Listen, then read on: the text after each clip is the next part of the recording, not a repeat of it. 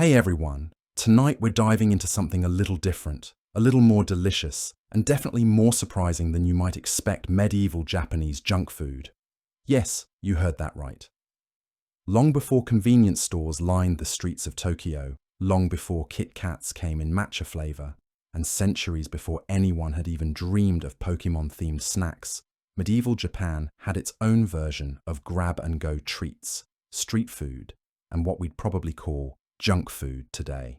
So before we get started, take a moment to like this video if you're genuinely curious about food history, and let me know in the comments what time it is, where you're watching, and what your favorite Japanese snack is.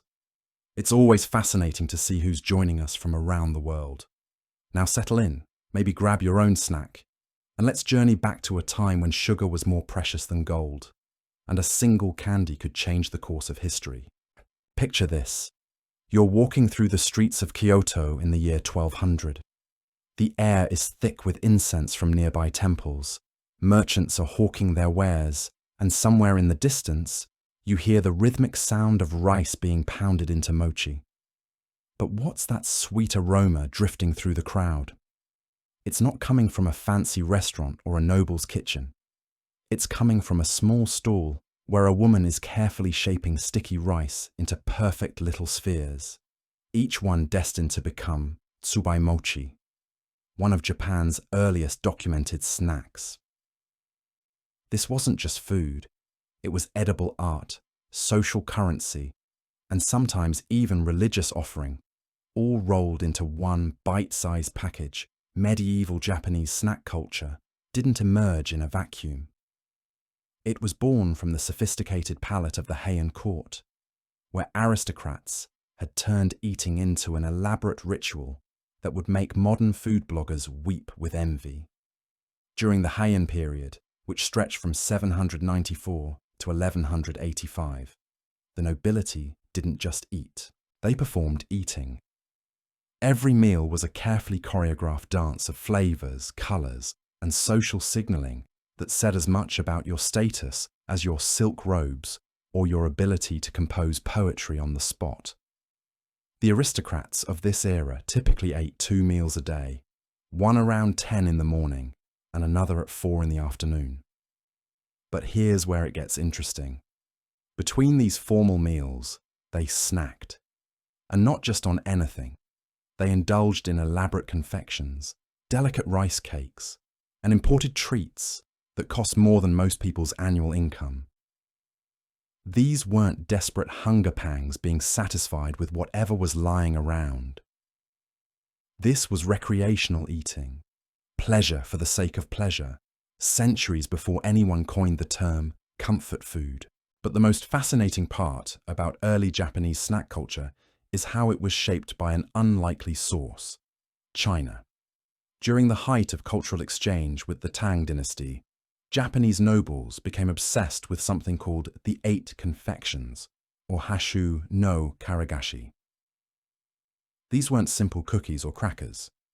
They were sophisticated culinary creations made from rice or wheat flour, kneaded into auspicious shapes, filled with chopped meat or vegetables, and then deep-fried to golden perfection. The Chinese called them fruits, not because they contained actual fruit, but because they also included nuts and other forest delicacies that were considered just as precious. Think about that for a moment. Deep-fried snack foods in medieval Japan, centuries before tempura supposedly arrived with Portuguese traders. These 8 confections were expensive, labor-intensive, and absolutely revolutionary. They represented a completely new way of thinking about food, not just as sustenance, but as entertainment, as luxury, as a way to show off your cultural sophistication and your access to rare ingredients. Now, let's talk about tsubaimochi, because this little treat represents a pivotal moment in Japanese snack food history.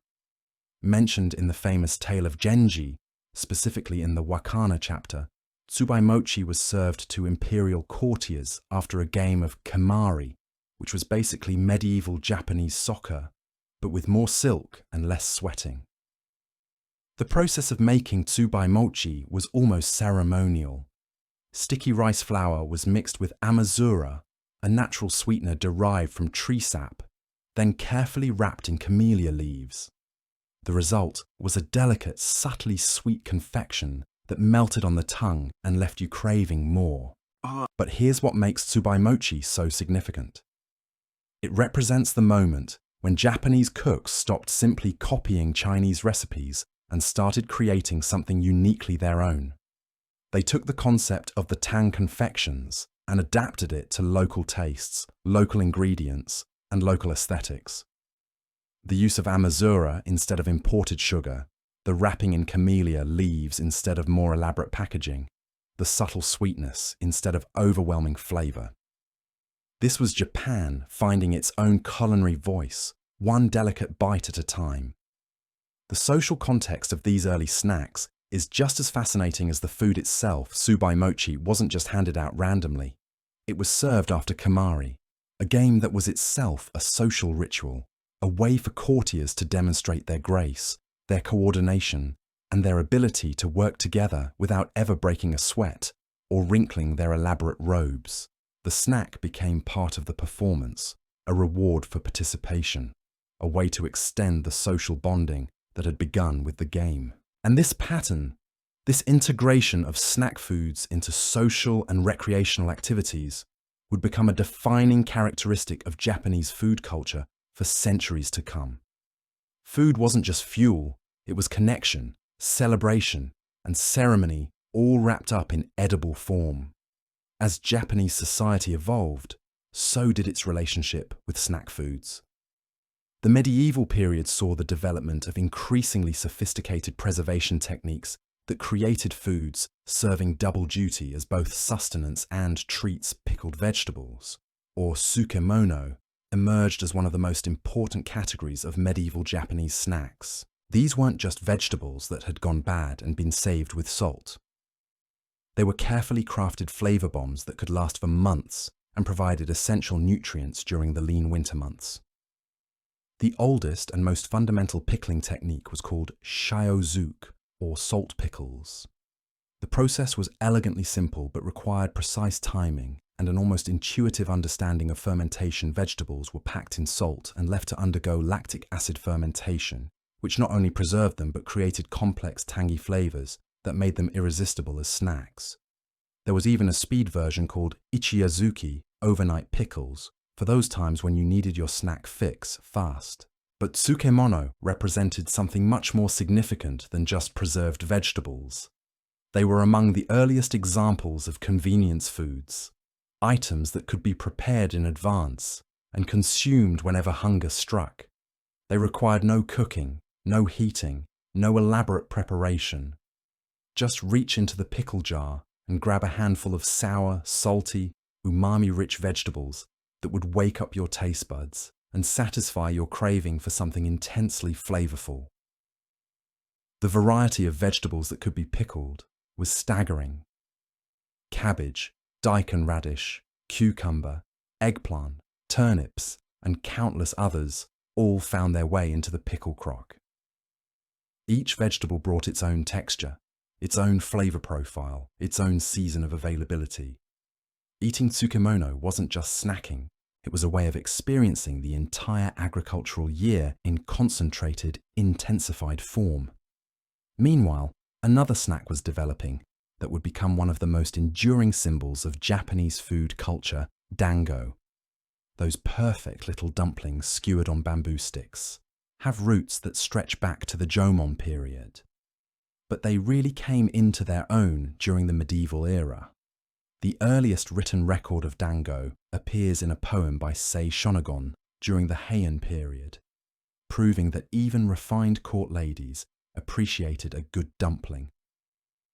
Originally, dango were made using nuts ground into flour and mixed with rice, creating dense, nutritious little balls that could sustain someone through a long day of physical labor. But as rice became more readily available and milling techniques improved, dango evolved into something more refined, more delicate, more suited to the sophisticated palates of medieval Japanese society. The transformation of dango from survival food to snack food represents a broader shift in Japanese cuisine during the medieval period. As society became more prosperous and urbanized, food could be about pleasure rather than just survival. Dango began appearing at festivals, religious ceremonies, and seasonal celebrations. They were offered to gods and goddesses at shrines, then taken home to be grilled over open flames and slathered with sweet and salty sauces that created layers of flavor complexity. But perhaps the most revolutionary development in dango culture came during the Muromachi period, when someone had the brilliant idea to skewer them. This might seem like a minor innovation, but it completely changed how dango could be consumed. Suddenly, they were portable. You could eat them while walking, while talking, while participating in festivals or ceremonies. The skewer turned dango from sit-down food into street food, from formal snack into casual treat. The skewering of dango also created opportunities for artistic expression. The arrangement of the dumplings on the stick, the glazing techniques, the garnishes and sauces, all became ways for vendors to distinguish their products and create visual appeal that would draw customers from across crowded marketplaces. Food wasn't just about taste anymore. It was about presentation, about creating an experience that engaged all the senses. During religious festivals like Hanami, the cherry blossom viewing parties that marked the arrival of spring, dango became essential components of the celebration. Families would gather under blooming trees, spread elaborate picnics, and share skewered dumplings while composing poetry and admiring the fleeting beauty of the blossoms. The dango weren't just snacks. They were part of the ritual, part of the seasonal observance that connected people to natural cycles and community traditions. This integration of snack foods into seasonal festivals reveals something profound about medieval Japanese culture. Food wasn't separate from spirituality, from art, from social bonding, or from the observation of natural phenomena. Everything was connected, woven together into a complex tapestry of meaning that made every bite significant, every shared meal a small ceremony, every snack a connection to something larger than individual hunger. As we'll see in the next part of our journey through medieval Japanese junk food, these early developments in snack culture were just the beginning. The arrival of new technologies, new ingredients, and new cultural influences would transform Japanese snacking in ways that would create some of the most sophisticated and delicious treats the world had ever seen. The arrival of the Edo period around 1603 marked a seismic shift in Japanese snack culture, one that would democratize treats and create the foundation for what we might recognize as modern junk food. But before we get there, we need to talk about something that happened in the 16th century that changed everything. Portuguese traders didn't just bring Christianity and firearms to Japan. They brought something far more revolutionary, far more transformative, and arguably more influential than either religion or weaponry. They brought sugar. Now, when I say they brought sugar, I don't mean they casually introduced a nice sweetener. Sugar in 16th century Japan was like discovering a new element, like finding a substance that could transform the most basic ingredients into something magical. The Japanese had been using natural sweeteners like amazura, tree sap, and various fruit concentrates, but refined sugar was something entirely different. It was pure sweetness, crystalline perfection, and it opened up possibilities that Japanese confectioners had never even dreamed of. Enter competo, a candy so revolutionary, so impossibly complex to produce that it became a diplomatic gift worthy of feudal lords. The Portuguese called it confito, but the Japanese pronunciation turned it into something that sounded more familiar, more pronounceable. What emerged was a confection that looked like tiny stars, covered in delicate projections that caught light like crystal formations. These weren't just candies. They were edible jewels, miniature sculptures that took weeks to create. The production process for compito was absolutely insane by medieval standards. Picture this. You start with a single grain of coarse sugar, place it in a massive heated copper pan called a dora, and then spend the next 7 to 13 days rotating, heating, and ladling sugar syrup over it. Layer by layer, rotation by rotation, the sugar grain grows, developing those characteristic spiky projections that make compito instantly recognizable. The process required constant attention, precise temperature control, and the kind of patience that modern mass production has completely abandoned. But here's what makes compito so fascinating from a cultural perspective. It was so expensive, so labor-intensive, so impossibly rare that only court nobles and high-ranking samurai could afford it. When Portuguese missionary Luís Frois presented a glass flask of compito to the powerful daimyo Oda Nobunaga in 1569, he wasn't just offering candy. He was presenting a treasure, a symbol of technological sophistication that demonstrated the advanced confectionery techniques of European civilization. The formula for making compito was kept secret, guarded like military intelligence, passed down through generations of specialized artisans who understood the precise timing, the exact temperatures, the subtle signs that indicated when each layer was ready for the next application of syrup. This wasn't just cooking. This was alchemy, the transformation of simple sugar into something that seemed almost supernatural in its complexity and beauty. And yet, as exclusive as compito was during its early introduction, it eventually underwent the same democratization that characterized so much of Japanese food culture. By the Edo period, production centers in Nagasaki were churning out compito for distribution to Kyoto and Edo, making it accessible to increasingly broad segments of society.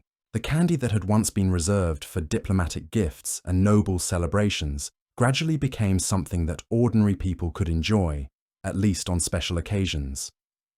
This democratization of luxury foods represents one of the most important trends in medieval Japanese snack culture. Items that began as exclusive treats for the aristocracy eventually filtered down through society, adapted and modified to suit different budgets and tastes. The process created layers of food culture where the same basic concept might exist in multiple versions, from the elaborate original intended for the wealthy to simplified variants that made the same flavors accessible to everyone else. While compito was establishing itself as the ultimate luxury confection, something much more humble but equally revolutionary was happening in the streets and markets of Edo period Japan. The rise of dagashi, literally meaning cheap sweets, created an entirely new category of snack food designed specifically for common people. These weren't simplified versions of aristocratic treats. They were original creations, born from necessity, creativity, and the kind of resourcefulness that emerges when you want something sweet but can't afford imported sugar. Dagashi makers became masters of substitution and innovation. Instead of expensive refined sugar, they used starch syrup, millet-based sweeteners, and other budget-friendly ingredients that could still satisfy the human craving for sweetness. The results were often bizarre by modern standards, but they were also uniquely Japanese, reflecting local tastes and available resources in ways that imported confections never could take. Sukombu, for example. This was a dagashi that consisted of strips of kelp seaweed seasoned with vinegar and sweet powder. To modern sensibilities, the idea of seaweed candy might seem strange, but it made perfect sense in a culture that understood umami as a fundamental flavor and appreciated the complex interplay between sweet, sour, and savory elements. Sukombu wasn't trying to imitate European confections. It was creating something entirely new, something that reflected Japanese flavor preferences and ingredient availability. Or consider kinakobao, cylindrical candy sticks sweetened with roasted soybean powder. Again, this seems unusual from a Western perspective, but it demonstrates the creativity that emerged when confectioners had to work with what they had rather than what they might have preferred. Kinako provided sweetness, nuttiness, and protein, creating treats that were both satisfying and nutritious, unlike purely sugar-based confections that offered little beyond immediate pleasure. The dagashi culture also gave rise to yochan ika, a chewy, jerky-like snack that incorporated fish paste and squid flavoring. This represented the ultimate fusion of Japanese flavor preferences with snack food innovation. It was portable, long-lasting, intensely flavorful, and completely unlike anything being produced anywhere else in the world. These snacks weren't trying to compete with expensive imported treats. They were creating their own category, their own aesthetic, their own definition of what snack food could be. The packaging and marketing of dagashi were almost as innovative as the products themselves. These treats often came wrapped in colorful paper, sometimes including small toys or prizes, that made purchasing them feel like a complete entertainment experience rather than just a food transaction. The visual appeal, the element of surprise, the affordable price point, all of these factors combined to create what might be recognized as the first truly modern approach to snack food marketing. But dagashi weren't just cheap alternatives to expensive sweets. They represented a fundamental shift in who snack foods were intended for and how they fit into daily life. While aristocratic confections were reserved for special occasions, ceremonial events, and social rituals, dagashi were designed for everyday consumption. They were treats that working people could afford, that children could buy with their own small allowances, that didn't require special occasions or social justification. The street vendors who sold dagashi became characters in their own right. Traveling performers who combined commerce with entertainment. They dressed in colorful costumes, carried elaborate display boxes, and often included theatrical elements in their sales presentations. Some vendors used devices called nozoki karakuri, mechanical peep shows that displayed foreign landscapes using paintings and dolls, creating spectacle that drew crowds and made the act of buying candy into a form of popular entertainment. One particularly famous type of vendor was the tojin ame-uri, candy sellers who dressed in Western-style costumes and danced with children while hawking their wares. These vendors typically sold mizuame or jiosename, candies made by boiling down sugar syrups into concentrated forms that could be shaped, colored, and flavored in countless ways. The theatrical aspect of their sales technique shows how snack food culture had become intertwined with popular entertainment and street performance. The relationship between vendors and customers wasn't just commercial, it was social, cultural, and often deeply personal. Children would develop relationships with particular vendors, learning their schedules, anticipating their arrival, saving small coins specifically to purchase their favorite treats. The vendors became part of neighborhood life, mobile figures who brought sweetness, entertainment, and a sense of anticipation to otherwise ordinary days. This street food culture created something that hadn't existed before in Japanese society. A food economy that existed outside formal restaurants, outside household kitchens, outside the structured meals that characterized traditional dining street vendors, created spaces where food could be casual, spontaneous, and purely pleasurable, without the social obligations and ritual requirements that accompanied formal eating. The impact of this shift cannot be overstated. For the first time in Japanese history, large numbers of people had access to treats that they could consume purely for pleasure, without ceremony, without social justification, without having to wait for special occasions. Food had become democratized in a way that would fundamentally alter Japanese culture and create the foundation for modern snack food consumption patterns. As we'll discover next, this democratization of treats would set the stage for even more dramatic innovations in Japanese snack culture.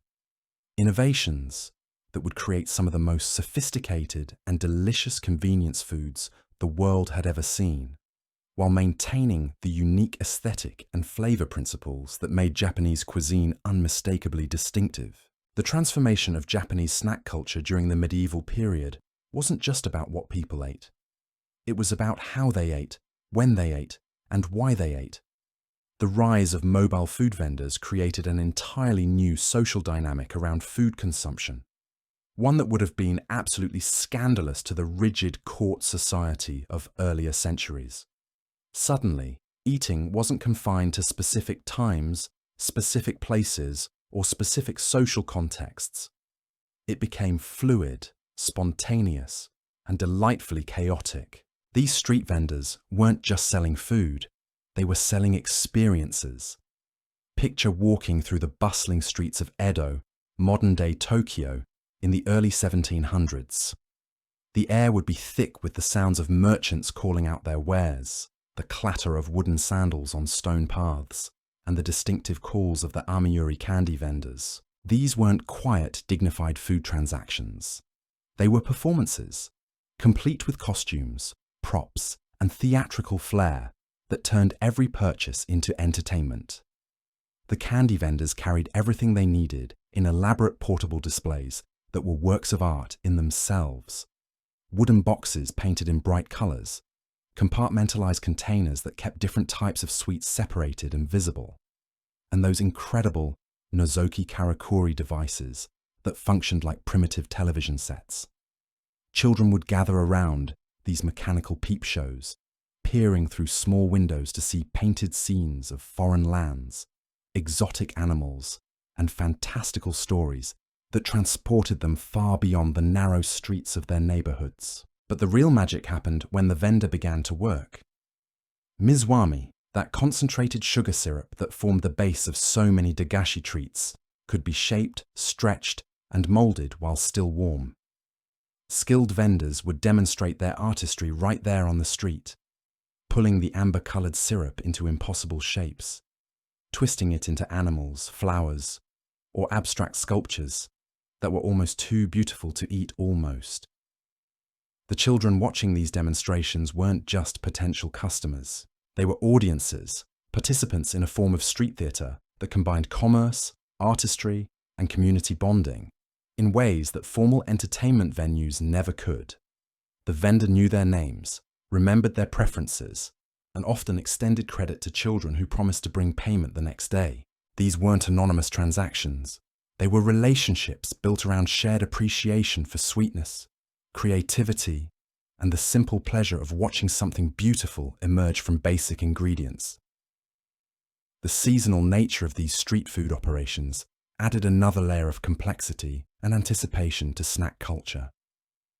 Different treats appeared at different times of year, connected to agricultural cycles, religious observances, and weather patterns that made certain ingredients available, or certain preparation methods practical. Spring brought vendors selling sakura mochi, rice cakes flavored with cherry blossoms and wrapped in salted cherry leaves. Summer meant kakigori, shaved ice, flavored with fruit syrups that provided relief from the oppressive heat and humidity. Autumn vendors appeared with roasted sweet potatoes, yaki-imo, that filled entire neighborhoods with their distinctive aroma and drew customers from blocks away. Winter brought amazaki vendors selling a warm, slightly fermented rice drink that provided comfort and nutrition during the coldest months. Each season had its own food rhythms, its own anticipated treats, its own vendors who specialized in particular items that connected food consumption to natural cycles and community traditions. The economics of this street food culture were fascinating and remarkably sophisticated. Dagashi were typically priced at 1 mon, the smallest unit of currency in Edo period Japan, making them accessible to virtually everyone. But vendors developed elaborate pricing strategies that maximized profit while maintaining affordability. Some treats came with small toys or prizes that increased perceived value. Others were sold in combination packages that encouraged customers to buy multiple items. Still others offered different sizes or quality levels that allowed customers to choose based on their available funds. The concept of ichimonkashi, 1 mon sweets, became so embedded in Japanese culture that the pricing term survived multiple currency changes and economic upheavals. Even as the monetary system evolved and different currencies replaced the mon, the idea of cheap, accessible treats remained constant. The name changed, but the principle endured. Food pleasure shouldn't be limited to the wealthy. Everyone deserves sweetness. Everyone deserved treats. Everyone deserved the simple joy that came from biting into something delicious. This democratization of pleasure through food represented a radical departure from traditional Japanese social structures. In earlier periods, your social status determined not just what you ate, but when you ate it, how it was prepared, and who you shared it with. The emergence of street food culture created spaces where these rigid hierarchies temporarily dissolved. A merchant's child and a samurai's son might find themselves standing side by side, watching the same candy vendor, craving the same treats, participating in the same rituals of anticipation and satisfaction. The production methods for dagashi reflected both the constraints and creativity of working-class confectioners. Without access to expensive imported sugar, they became masters of alternative sweetening techniques. Starch syrups derived from rice, sweet potato, or other locally available crops provided the foundation for countless treats. These syrups could be flavored with everything from roasted soybeans to dried fish, creating flavor combinations that were uniquely Japanese and utterly unlike anything being produced in other parts of the world. The texture innovations were equally impressive. Dagashi makers developed techniques for creating chewy, crunchy, sticky, and brittle textures using ingredients that European confectioners would never have considered suitable for candy making. Seaweed provided natural gelatin for chewy treats. Roasted grains added crunch and nutty flavors. Fish-based ingredients contributed umami depth that made these snacks satisfying in ways that purely sweet confections never could be.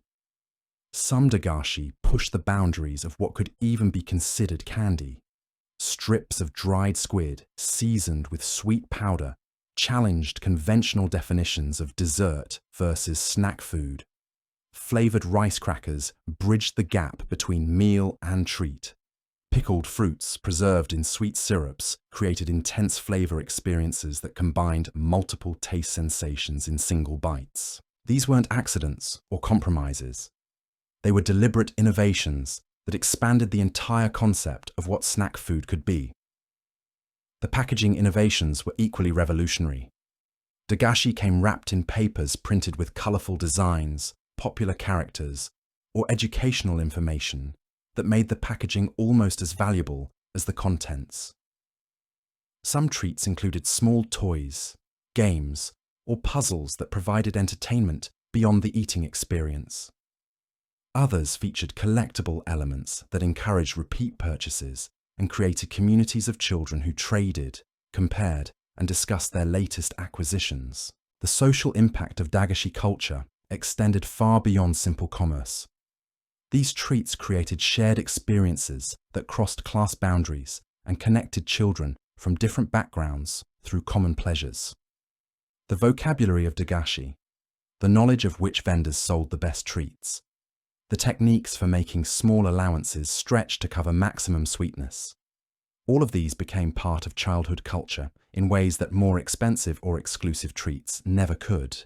Regional variations in dagashi reflected local tastes, available ingredients, and cultural preferences that made traveling through Japan a continuous discovery of new flavors and textures. What was popular in Edo might be unknown in Osaka. Kyoto had its own specialties that reflected the refined tastes of the old imperial capital rural areas, developed treats that incorporated local agricultural products and traditional preservation techniques. This diversity meant that dagashi culture was never monolithic or standardized. It remained vibrant, creative, and constantly evolving. The influence of Chinese medicine and traditional Japanese beliefs about food as medicine also shaped dagashi development. Many treats incorporated ingredients believed to have health benefits or seasonal appropriateness. Ginger-flavored candies were thought to warm the body during winter. Seaweed-based snacks provided essential minerals. Fermented ingredients supported digestive health. These weren't just treats. They were functional foods that provided pleasure while supporting overall wellness in ways that purely decorative confections never could. The festival culture that emerged around dagashi created temporary communities centered on shared food experiences. During seasonal celebrations, religious observances, or local markets, dagashi vendors would gather in larger numbers, creating food districts that became destinations in themselves. Children would save money for weeks to maximize their purchasing power during these special events. Families would plan outings around visiting particular vendors or trying new treats that only appeared during specific celebrations. The craft knowledge required to produce quality dagashi was passed down through apprenticeship systems that preserved techniques, recipes, and artistic traditions across generations. Master confectioners developed signature styles, secret ingredients, and specialized techniques that distinguished their products in increasingly competitive markets. This artisanal approach meant that even the cheapest treats reflected generations of accumulated knowledge and skill, creating value that went far beyond simple ingredients and basic preparation. As urbanization accelerated during the Edo period, dagashi culture adapted to serve increasingly diverse populations living in closer proximity than ever before in Japanese history. Street vendors developed routes and schedules that maximized their exposure to potential customers, while respecting territorial agreements with other vendors. The mobile nature of dagashi sales meant that treats could reach customers in their own neighborhoods, eliminating the need for special trips to markets or shops. The preservation techniques developed for dagashi reflected sophisticated understanding of food science principles that wouldn't be formally codified until centuries later. Vendors understood how different ingredients interacted, how moisture content affected shelf life, how packaging materials influence flavor preservation, and how temperature variations during transport and storage could impact product quality. This practical knowledge, developed through generations of trial and error, created products that could survive the demands of mobile commerce while maintaining taste and texture integrity. The seasonal rhythms of dagashi production and consumption created anticipation cycles that made certain treats special, not just because of their flavors, but because of their timing. Spring treats celebrated renewal and fresh ingredients. Summer offerings provided cooling relief and hydration. Autumn snacks incorporated harvest abundance and preparation for winter scarcity. Winter treats offered warmth, comfort, and preserved nutrition during the coldest months. This temporal dimension added emotional and cultural significance that made dagashi consumption about much more than simple hunger satisfaction. But perhaps the most remarkable aspect of medieval Japanese dagashi culture was how it managed to create sophisticated, delicious, and culturally meaningful treats using the most basic ingredients and simplest production methods. Without access to expensive imported materials, without complex machinery, without standardized recipes or quality control systems, these street food artisans created products that satisfied both physical cravings and cultural needs in ways that continue to influence Japanese snack food culture today. The legacy of this innovation, creativity, and commitment to making pleasure accessible to everyone would soon face its greatest test as Japan encountered even more dramatic cultural and technological changes that would transform not just what people ate, but how they understood the very nature of food, society, and their place in an increasingly connected world. De-world. The story of medieval Japanese snack food takes another dramatic turn when we encounter the world of sushi, though not the sushi you're thinking of. This wasn't the elegant, Instagram-worthy rolls of modern Japanese restaurants. This was narizushi, fermented fish preservation that accidentally created one of the most distinctive snack foods in medieval Japanese cuisine.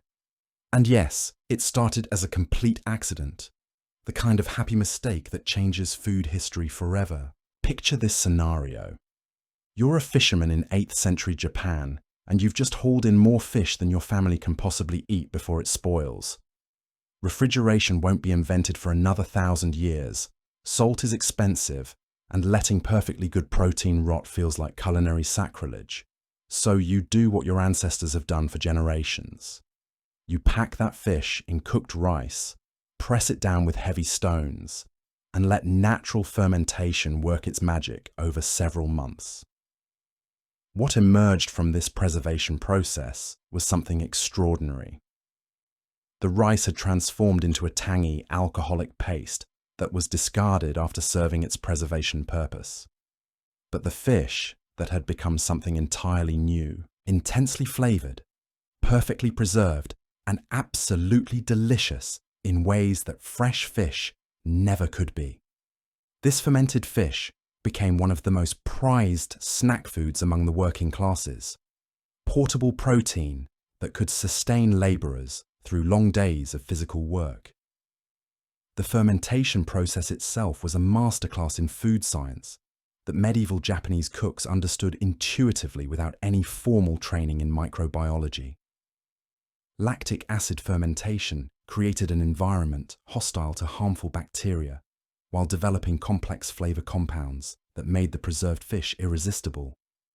The process took anywhere from 6 months to over a year, requiring patience and faith that bordered on the mystical. But here's where narazushi becomes really fascinating from a snack food perspective. As preservation techniques improved and fermentation times shortened, something unexpected happened.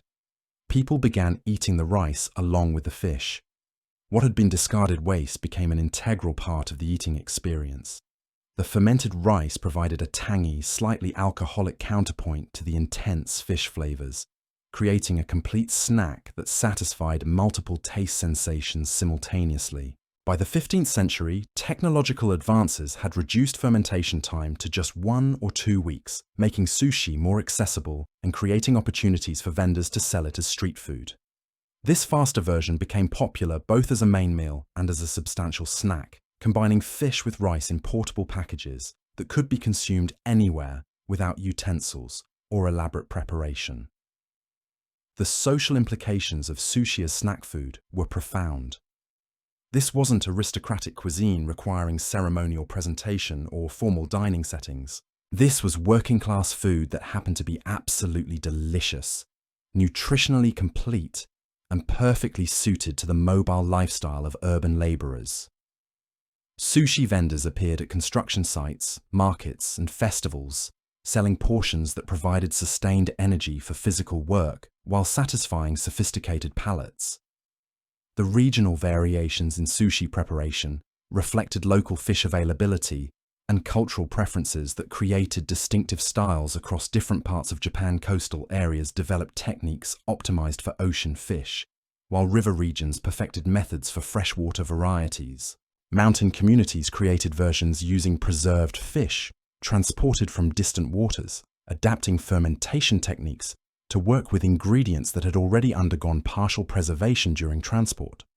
Meanwhile, rice-based snacks were undergoing their own evolution that would create some of the most enduring and beloved treats in Japanese cuisine. Mochi, those impossibly sticky rice cakes that could stretch like taffy and snap like rubber bands, represented the ultimate expression of rice as both sustenance and entertainment. But medieval mochi weren't the refined, perfectly shaped confections you might see in modern shops. They were robust, rustic creations that required serious jaw strength and provided serious nutrition. The process of making mochi was community theatre disguised as food preparation. Whole neighborhoods would gather for mochitsuki, the ritualistic pounding of steamed rice that transformed individual grains into a single cohesive mass through sheer repetition and rhythm. The wooden mallets striking the mortar created percussion that could be heard blocks away, announcing to everyone that something special was happening, something worth witnessing, something worth participating in. The timing of mochi making was crucial and unforgiving. The rice had to be steamed to precisely the right consistency, neither too dry nor too wet. The pounding had to begin while the rice was still hot, requiring participants to work quickly, despite the risk of burns from steam and splashing grain. The rhythm had to be maintained consistently, with one person pounding while another turned and moistened the developing mochi between strikes. Lose the rhythm, and the texture would suffer. Hesitate, and someone might get their hand caught under a mallet. The resulting mochi was immediately shaped while still warm and pliable, formed into rounds that could be stored for extended periods without spoiling. These weren't delicate treats requiring careful handling. They were substantial, chewy snacks that could survive being carried in pockets, bags, or wrapped bundles without losing their essential character. A single piece of mochi could provide sustained energy for hours of work, making it ideal for laborers, travelers, and anyone whose lifestyle didn't accommodate regular meal schedules. But mochi also served ceremonial purposes that elevated it beyond simple sustenance. Different shapes carried different meanings. Different colors signified different occasions.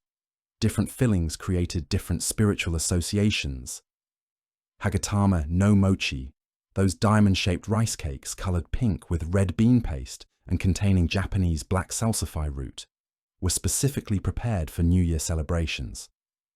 Their rose color symbolized good fortune, earning them the nickname cherry blossom mochi, despite having no connection to actual cherry blossoms.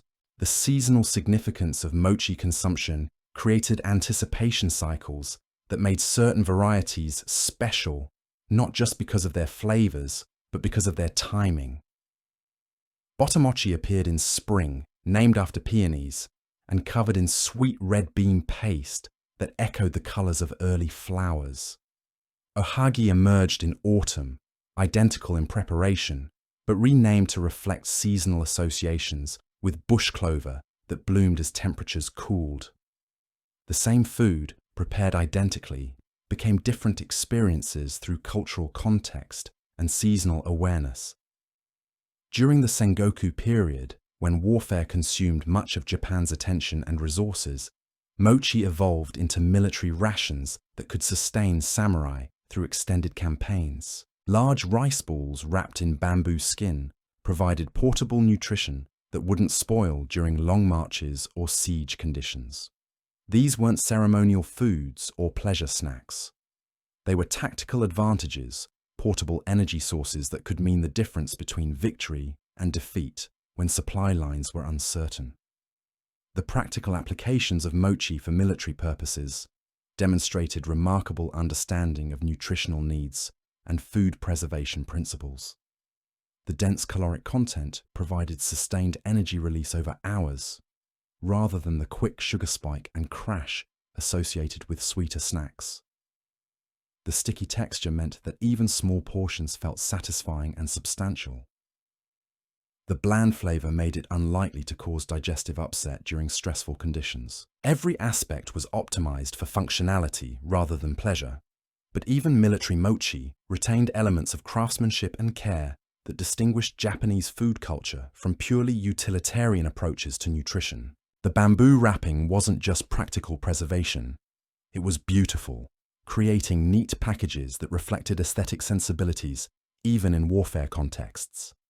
The shaping techniques created portions that were easy to handle, easy to unwrap, and easy to consume without utensils or elaborate preparation. The democratization of mochi consumption during the medieval period created shared cultural experiences that crossed class boundaries in ways that more expensive treats never could. Everyone ate mochi, from imperial courtiers to rice farmers, though the quality, preparation methods, and accompanying rituals varied dramatically based on social status and available resources. But the basic experience, that distinctive chewy texture, that subtle rice flavor, that satisfaction of successfully consuming something that required genuine effort to eat, those were universal. The preservation qualities of properly prepared mochi made it ideal for seasonal storage and emergency supplies. Dried mochi could last for months without spoiling, providing backup nutrition during times when fresh food was scarce. The rehydration process, whether through soaking, steaming, or grilling, restored much of the original texture and made stored mochi nearly as satisfying as freshly prepared versions. Regional variations in mochi preparation reflected local ingredients, cultural preferences, and environmental conditions that created distinctive styles across different parts of Japan. Northern regions developed techniques for incorporating local grains and preserving mochi through harsh winters. Southern areas created versions optimized for humid conditions and incorporated tropical ingredients unavailable elsewhere. Mountain communities perfected methods for making mochi with limited water supplies and inconsistent heat sources. The integration of mochi into religious observances created spiritual dimensions that elevated consumption beyond simple nutrition. Offerings of mochi to gods and ancestors made eating these treats into acts of communion with divine forces and deceased family members. The sharing of mochi during religious festivals created temporary communities bound together through common participation in sacred consumption. The artistic possibilities inherent in mochi preparation attracted craftspeople who elevated simple rice preparation into edible sculpture. Colored mochi, arranged in complex patterns, shaped mochi representing animals or flowers, layered mochi creating visual narratives. All of these techniques transformed basic ingredients into aesthetic experiences that engaged multiple senses simultaneously. The labor-intensive nature of mochi preparation created social obligations and community bonds that extended far beyond food production. Families who participated in neighborhood mochitsuki events entered into networks of mutual obligation and support that could be called upon during times of need. The shared physical effort required to transform rice into mochi created relationships that lasted for generations. The seasonal timing of major mochi preparation events connected food production to agricultural cycles, religious observances, and community rhythms that made these treats integral to social fabric, rather than mere individual consumption choices. The anticipation of mochi season, the preparation for community pounding events, the distribution of finished products to extended networks of family and friends. All of these activities created meaning that transformed simple snacks into cultural institutions. The medicinal properties attributed to different types of mochi reflected traditional beliefs about food as medicine that made snack consumption into health maintenance rather than simple pleasure-seeking. Certain ingredients were believed to provide warming effects during cold weather. Others were thought to support digestive health or provide energy for specific types of physical activity. These weren't superstitions. They were practical applications of accumulated knowledge about how different foods affected human well-being under various circumstances. The technical skills required to produce high-quality mochi created apprenticeship systems and craft traditions that preserved knowledge across generations, while allowing for innovation and adaptation to changing conditions. Master mochi makers developed signature techniques, specialized equipment, and trade secrets that distinguished their products in increasingly competitive markets. The portable nature of finished mochi made it ideal for the mobile lifestyle that characterized much of medieval Japanese society. Merchants traveling between cities, craftspeople moving between job sites, pilgrims journeying to religious destinations, all could rely on mochi to provide sustained nutrition without requiring cooking facilities or elaborate preparation. As we move deeper into the complexities of medieval Japanese snack culture, we'll discover how these fundamental techniques and cultural patterns would interact with new influences and innovations to create even more sophisticated and delicious treats that would challenge every assumption about what snack food could be, food could be. The intersection of rice culture and preservation techniques created opportunities for innovations that would fundamentally reshape Japanese snacking forever. As communities became more sophisticated in their fermentation knowledge, they began experimenting with combinations that pushed far beyond simple preservation into entirely new categories of flavor experience. These weren't accidents anymore. They were deliberate explorations of what happened when you combined traditional techniques with creative curiosity, and just enough reckless experimentation to discover something genuinely revolutionary. Consider the development of what we might call proto-crackers, thin sheets of seasoned rice that were dried until they became crispy, portable, and absolutely addictive. The process began with rice that had been cooked, mashed, and mixed with various seasonings, seaweed powders, or dried fish flakes that provided umami depth and complex flavor profiles. This mixture was then spread thin on flat surfaces and left to dry in the sun or near cooking fires until it achieved that perfect, crispy texture that would shatter between your teeth and release intense bursts of concentrated flavor. These rice crackers weren't uniform products manufactured to consistent specifications. Each batch was unique, reflecting the ingredients available that day, the weather conditions during drying, the skill and creativity of whoever was making them. Some came out thick and chewy, others thin and delicate. Some were heavily seasoned, others subtly flavored. The unpredictability was part of the appeal. You never knew exactly what you were going to get, but you knew it would be satisfying in ways that more predictable foods never could match. The social context of cracker making reveals fascinating insights into medieval Japanese community dynamics. Unlike mochi preparation, which required coordinated group effort and specialized equipment, crackers could be made by individuals or small family groups using basic kitchen tools and techniques. This democratization of production meant that creative housewives, innovative cooks, and entrepreneurial vendors could experiment with recipes and techniques without requiring community approval or significant capital investment. The seasonal availability of different ingredients created natural variation cycles that kept cracker consumption interesting throughout the year. Spring brought fresh seaweed varieties that could be dried and powdered for seasoning. Summer offered different fish catches that could be processed into flavoring agents. Autumn provided various plant materials that could be incorporated for texture and taste.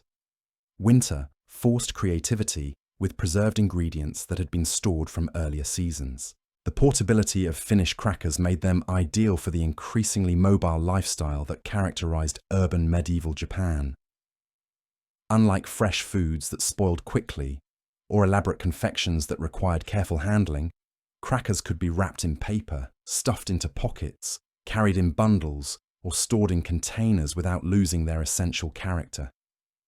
They were the perfect food for people whose lives didn't accommodate regular meal schedules or predictable dining locations.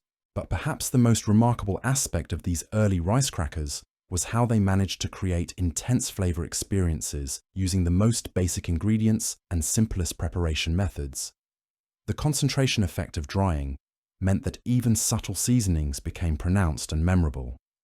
The textural contrast between crispy exterior and whatever fillings or toppings were included created complex eating experiences that engaged multiple senses simultaneously. The influence of Buddhist dietary restrictions on snack food development created interesting challenges and opportunities for medieval Japanese confectioners. The prohibition against killing animals meant that many traditional protein sources were unavailable for Buddhist practitioners, forcing creative adaptation that led to innovations in plant-based snack foods. Monks and temple communities became laboratories for developing treats that satisfied cravings for rich, satisfying flavors without violating religious principles. Temple kitchens pioneered techniques for transforming soybeans, various grains, and seasonal vegetables into snacks that provided both pleasure and nutrition while remaining spiritually acceptable.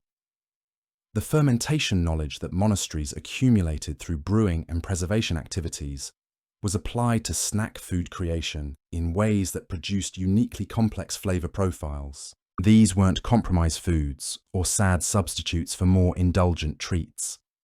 They were sophisticated creations that happened to align with religious dietary requirements. The seasonal observances that structured temple life created natural frameworks for snack food innovation and consumption. Different Buddhist festivals required different types of food offerings, creating demand for treats that could serve both ceremonial and practical purposes. The sharing of blessed foods after religious services created communities of appreciation for flavors and textures that might otherwise have remained confined to monastic kitchens. The influence of tea culture on snack food development represents another crucial evolution in medieval Japanese food culture. As tea drinking became more sophisticated and ceremonial, the foods served alongside tea had to evolve to complement, rather than compete with the subtle flavors and aesthetic principles that governed tea preparation and consumption. This wasn't just about avoiding overly sweet or heavily flavored treats. It was about creating foods that enhanced the entire tea experience while providing their own distinctive pleasures. The development of wagashi, those exquisite confections designed specifically to accompany tea, required completely different approaches to sweetness, texture, and presentation than earlier snack foods. These weren't grab-and-go treats intended for casual consumption. They were carefully crafted artworks designed to be appreciated slowly, contemplatively, as integral components of aesthetic experiences that engaged all the senses simultaneously. The seasonal themes that governed wagashi creation connected snack food consumption to natural cycles and cultural awareness in ways that made eating these treats into acts of seasonal observation and cultural participation. Spring wagashi incorporated cherry blossom themes, colors, and flavors that celebrated renewal and natural beauty. Summer versions provided cooling effects and reminded consumers of flowing water, gentle breezes, and relief from oppressive heat. The technical skills required to create high-quality wagashi were so specialized that they created new categories of artisan craftspeople whose knowledge was passed down through formal apprenticeship systems.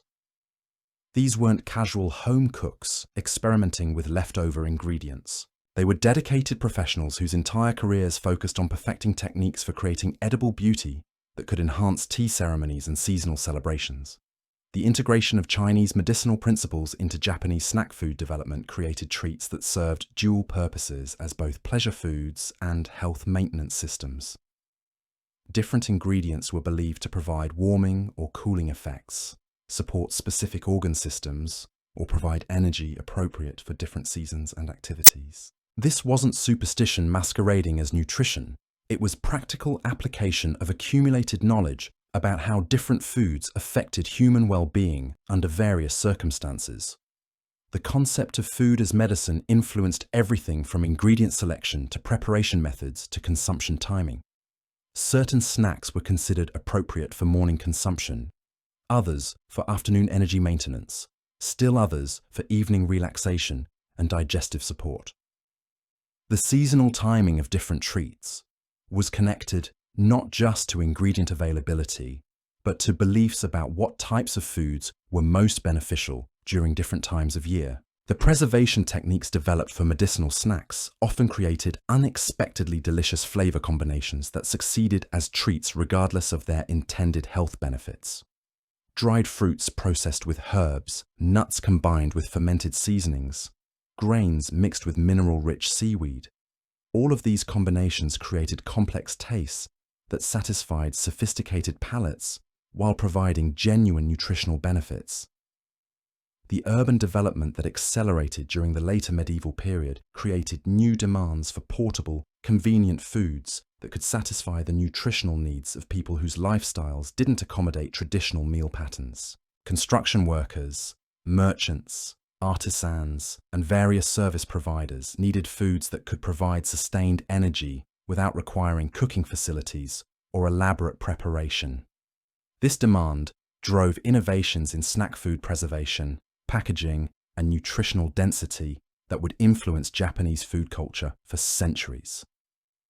The economic aspects of this urban snack food culture were remarkably sophisticated, with vendors developing pricing strategies, quality differentiation, and customer loyalty programs that maximize profitability while maintaining accessibility.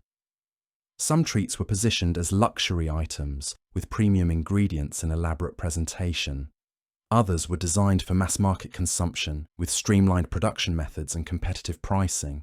Still others occupied middle-market positions that balanced quality with affordability.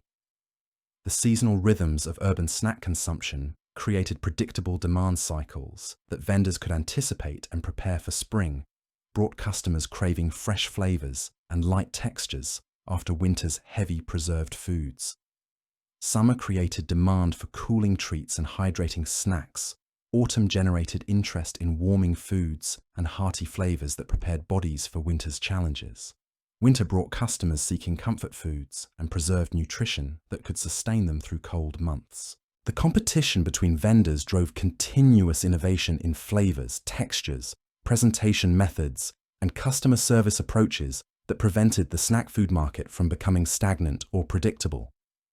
Successful vendors had to constantly adapt to changing tastes, seasonal availability, economic conditions, and competitive pressures that rewarded creativity and punished complacency. The regional variations in urban snack culture reflected local ingredients, cultural preferences, and economic conditions that created distinctive food scenes in different cities. What was popular in Edo might be completely unknown in Kyoto. Osaka had its own specialties that reflected the city's merchant culture and cosmopolitan influences.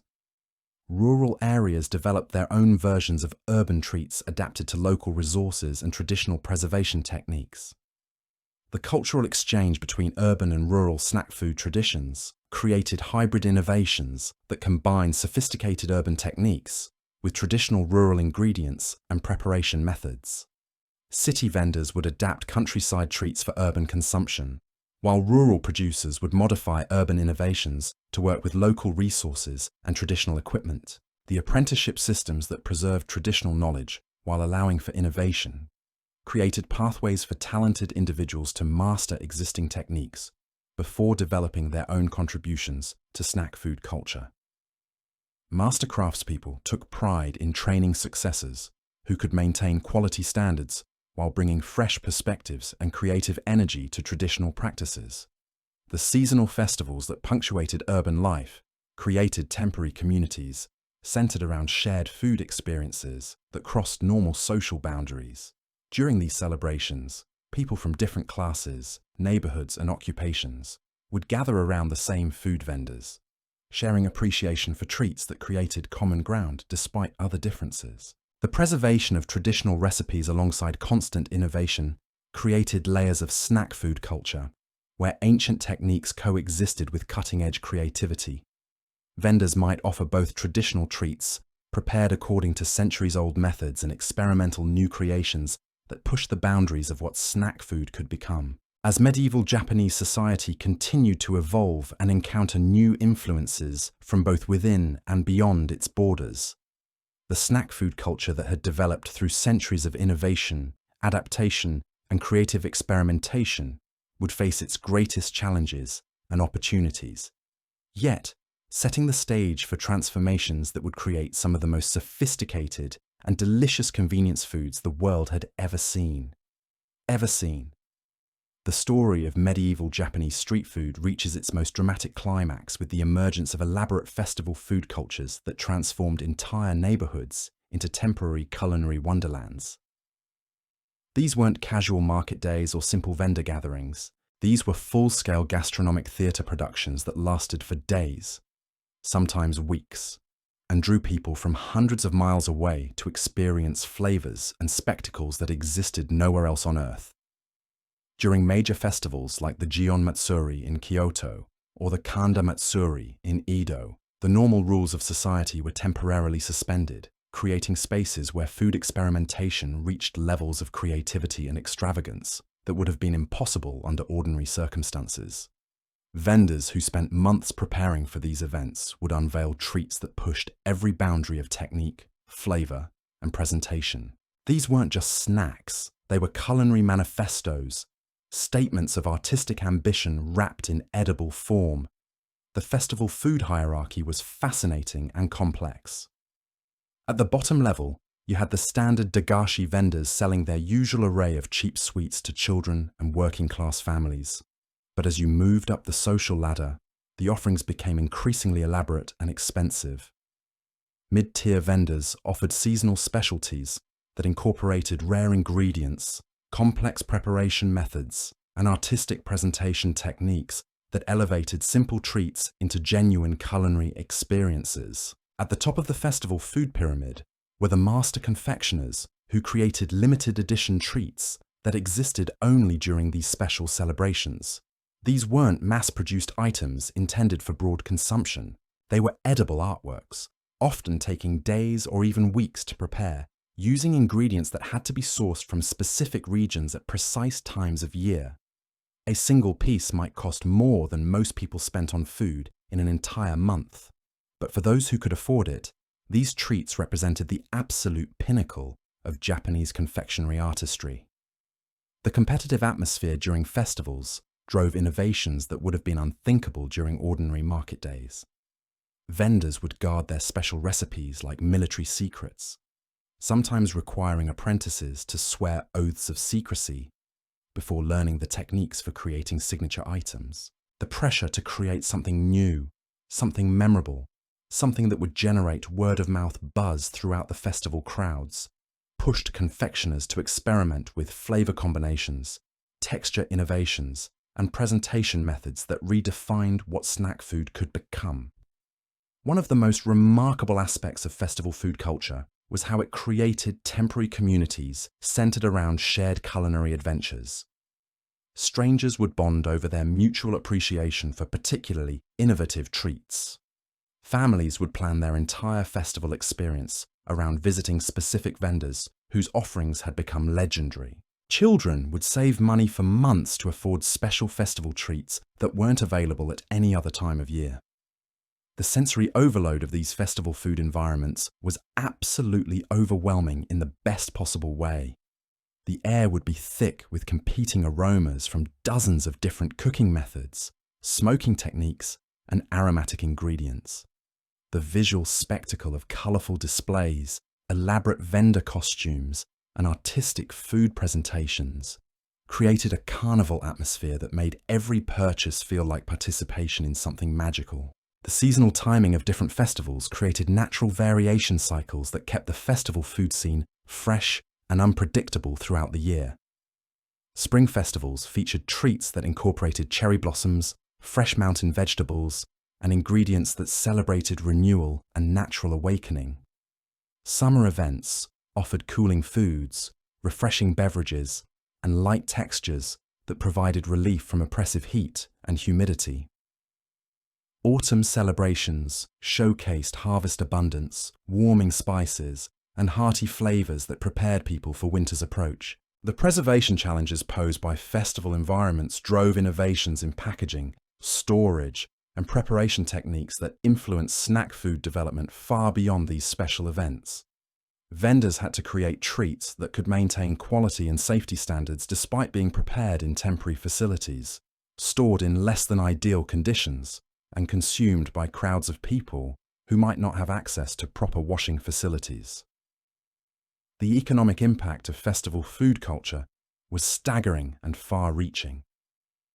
These events created temporary employment for thousands of people, from the confectioners and vendors to the suppliers, transporters, and support staff who made the events possible. The revenue generated during major festivals could support entire communities for months, creating incentives for continuous innovation and quality improvement that benefited everyone involved.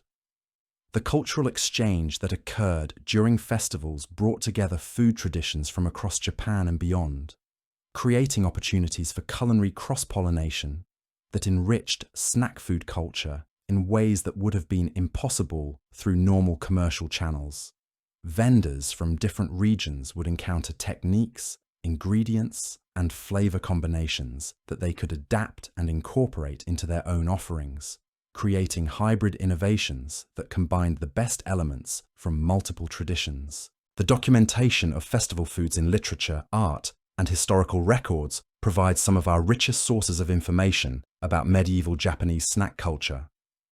Writers would describe the sensory experiences of these events in loving detail, capturing not just what foods were available, but how they tasted, smelled, looked, and felt. Artists created visual records that show the elaborate displays, the crowd interactions, and the social dynamics that made these events so culturally significant.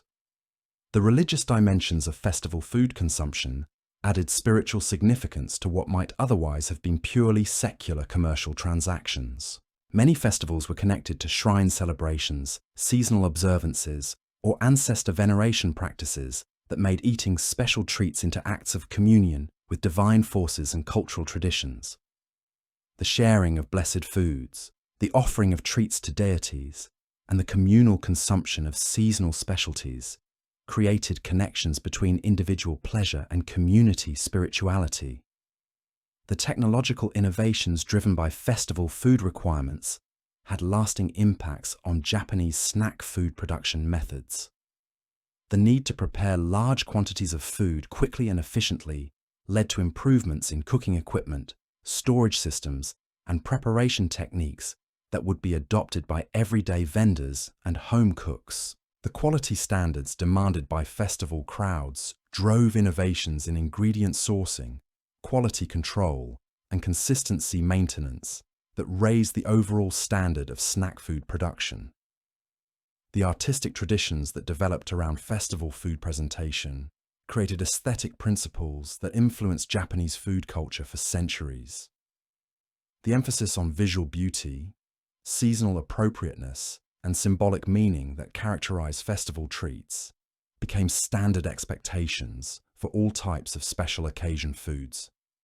The integration of color, texture, and form into unified aesthetic experiences established design principles that continue to influence Japanese confectionery today. The social mixing that occurred during festivals created temporary breaks in the rigid class structures that normally governed Japanese society. While economic differences still determined what people could afford, the festival atmosphere created spaces where appreciation for good food could transcend social boundaries. A wealthy merchant and a skilled craftsman might find themselves standing in the same line, discussing the merits of a particular vendor's innovations with equal expertise and enthusiasm.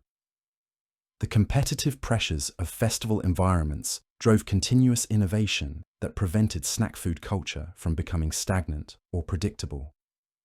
Vendors who rested on their laurels or failed to adapt to changing tastes would find themselves ignored by crowds seeking newer, more exciting experiences.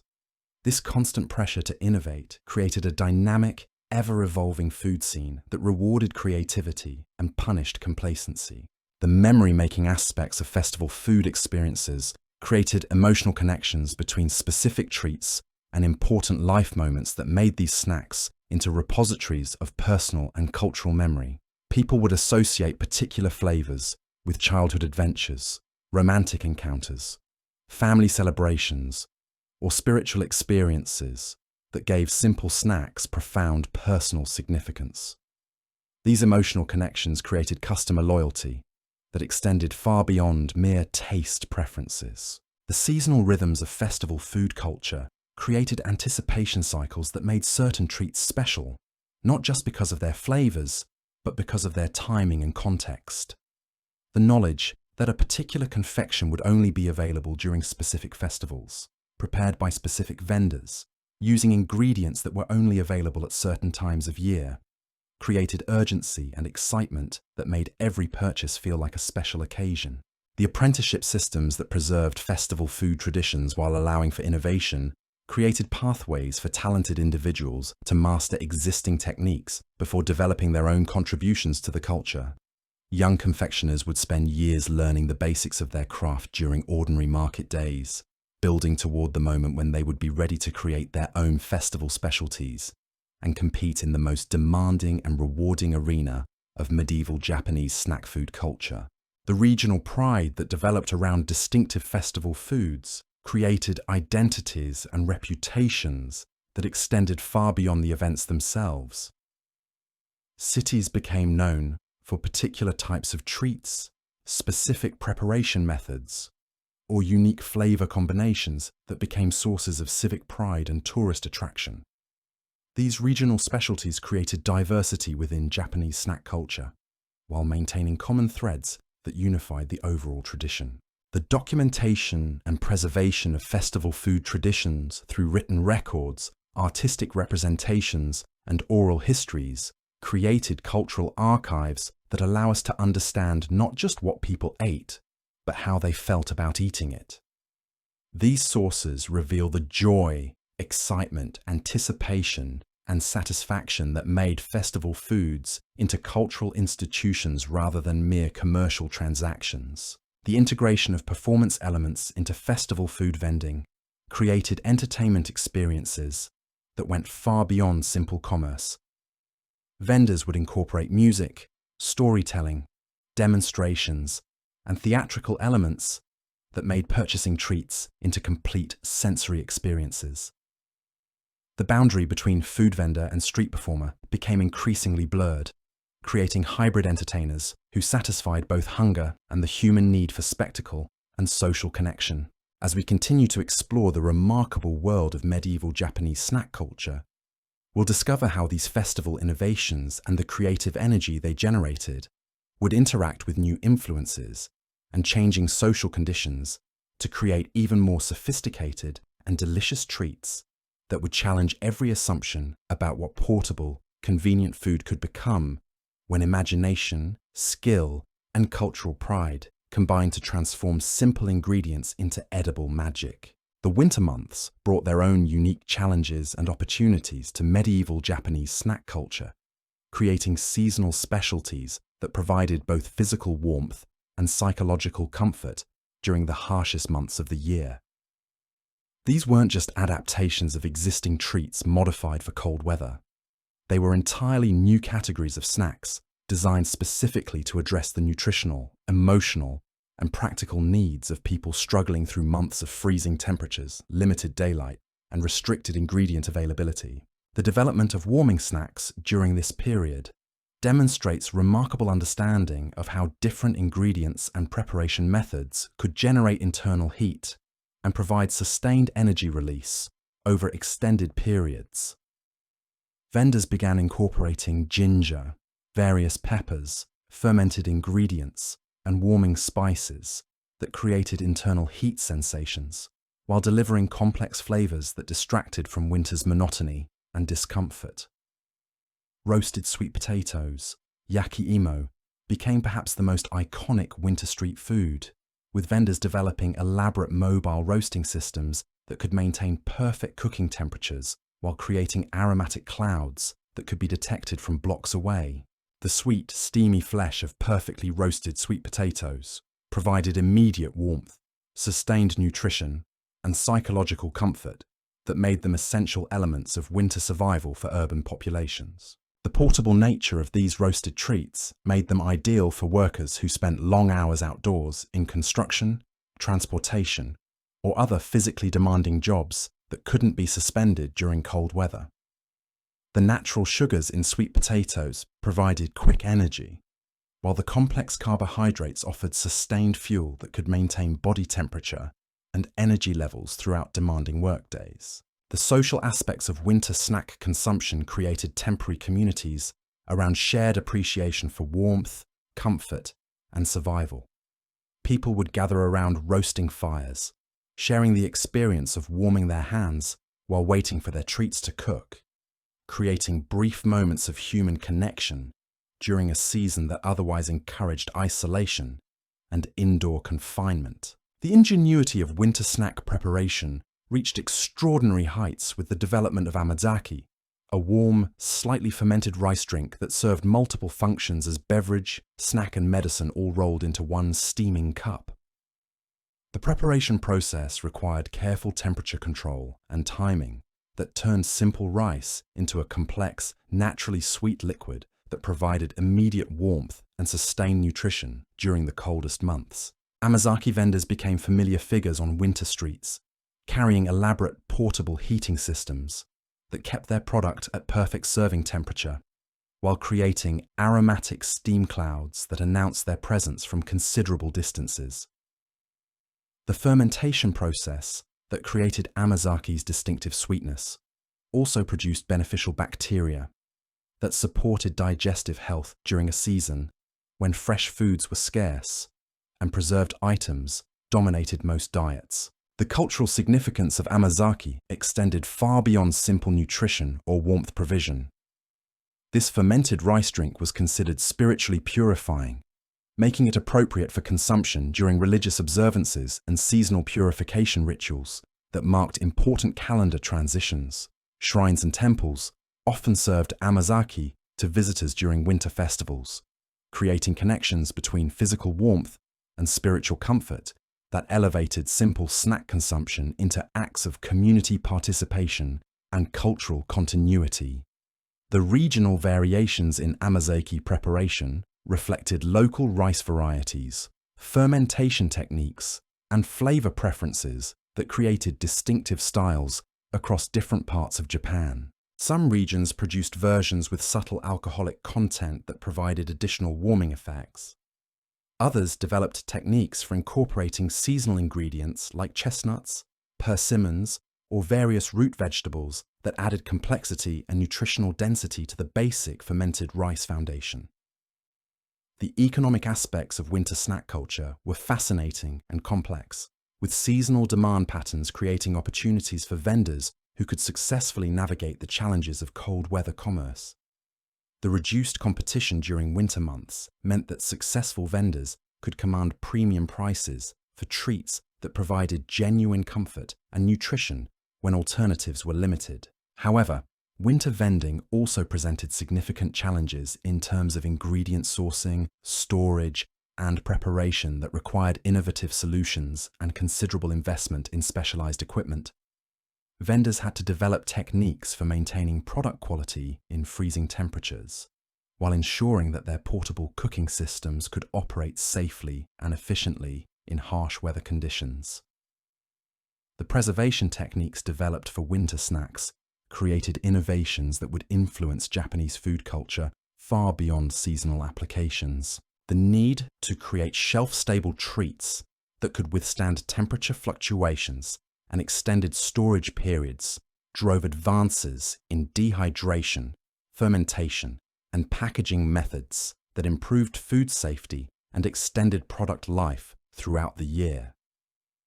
The nutritional density requirements of winter snacks led to creative combinations of ingredients that maximize caloric content while providing essential vitamins and minerals that were often deficient in winter diets. Nuts, seeds, dried fruits, and various preserved proteins were incorporated into compact, portable packages that delivered comprehensive nutrition in convenient, easy-to-consume formats. The social dynamics of winter snack consumption created unique community bonding experiences that helped people survive the psychological challenges of seasonal isolation and reduced daylight. Shared appreciation for warming treats created common ground between strangers and strengthened neighborhood connections during months when social interaction was otherwise limited by weather conditions and shortened daylight hours. The development of indoor snack preparation techniques during winter months created opportunities for family bonding and skill transmission that preserved traditional knowledge while allowing for innovation and creativity. Home preparation of winter treats became important household activities that provided entertainment, education, and practical skills. Training during long indoor confinement periods. The religious observances that structured winter life created frameworks for special snack preparation and consumption that connected seasonal survival activities with spiritual practices and community traditions. Different winter festivals required different types of food offerings and communal eating experiences that made survival strategies into cultural celebrations.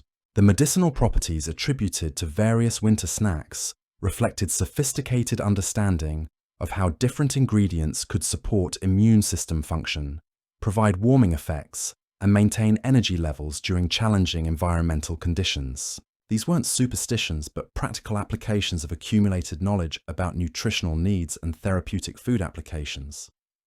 Spring's arrival brought dramatic changes to Japanese snack culture, as ingredients that had been unavailable for months suddenly became accessible again, creating explosion of creativity and innovation that celebrated renewal, freshness, and the return of abundance after winter's scarcity. The seasonal transition created opportunities for confectioners to showcase their skills with new ingredients while satisfying customer cravings for flavors and textures that had been impossible during the cold months. The emergence of cherry blossom-themed treats during spring represented perhaps the most sophisticated integration of seasonal awareness, aesthetic beauty, and culinary artistry in medieval Japanese snack culture. These weren't simple flavor additions or superficial decorative elements. They were complete sensory experiences that captured the ephemeral beauty of sakura season in edible form while providing genuine gustatory pleasure.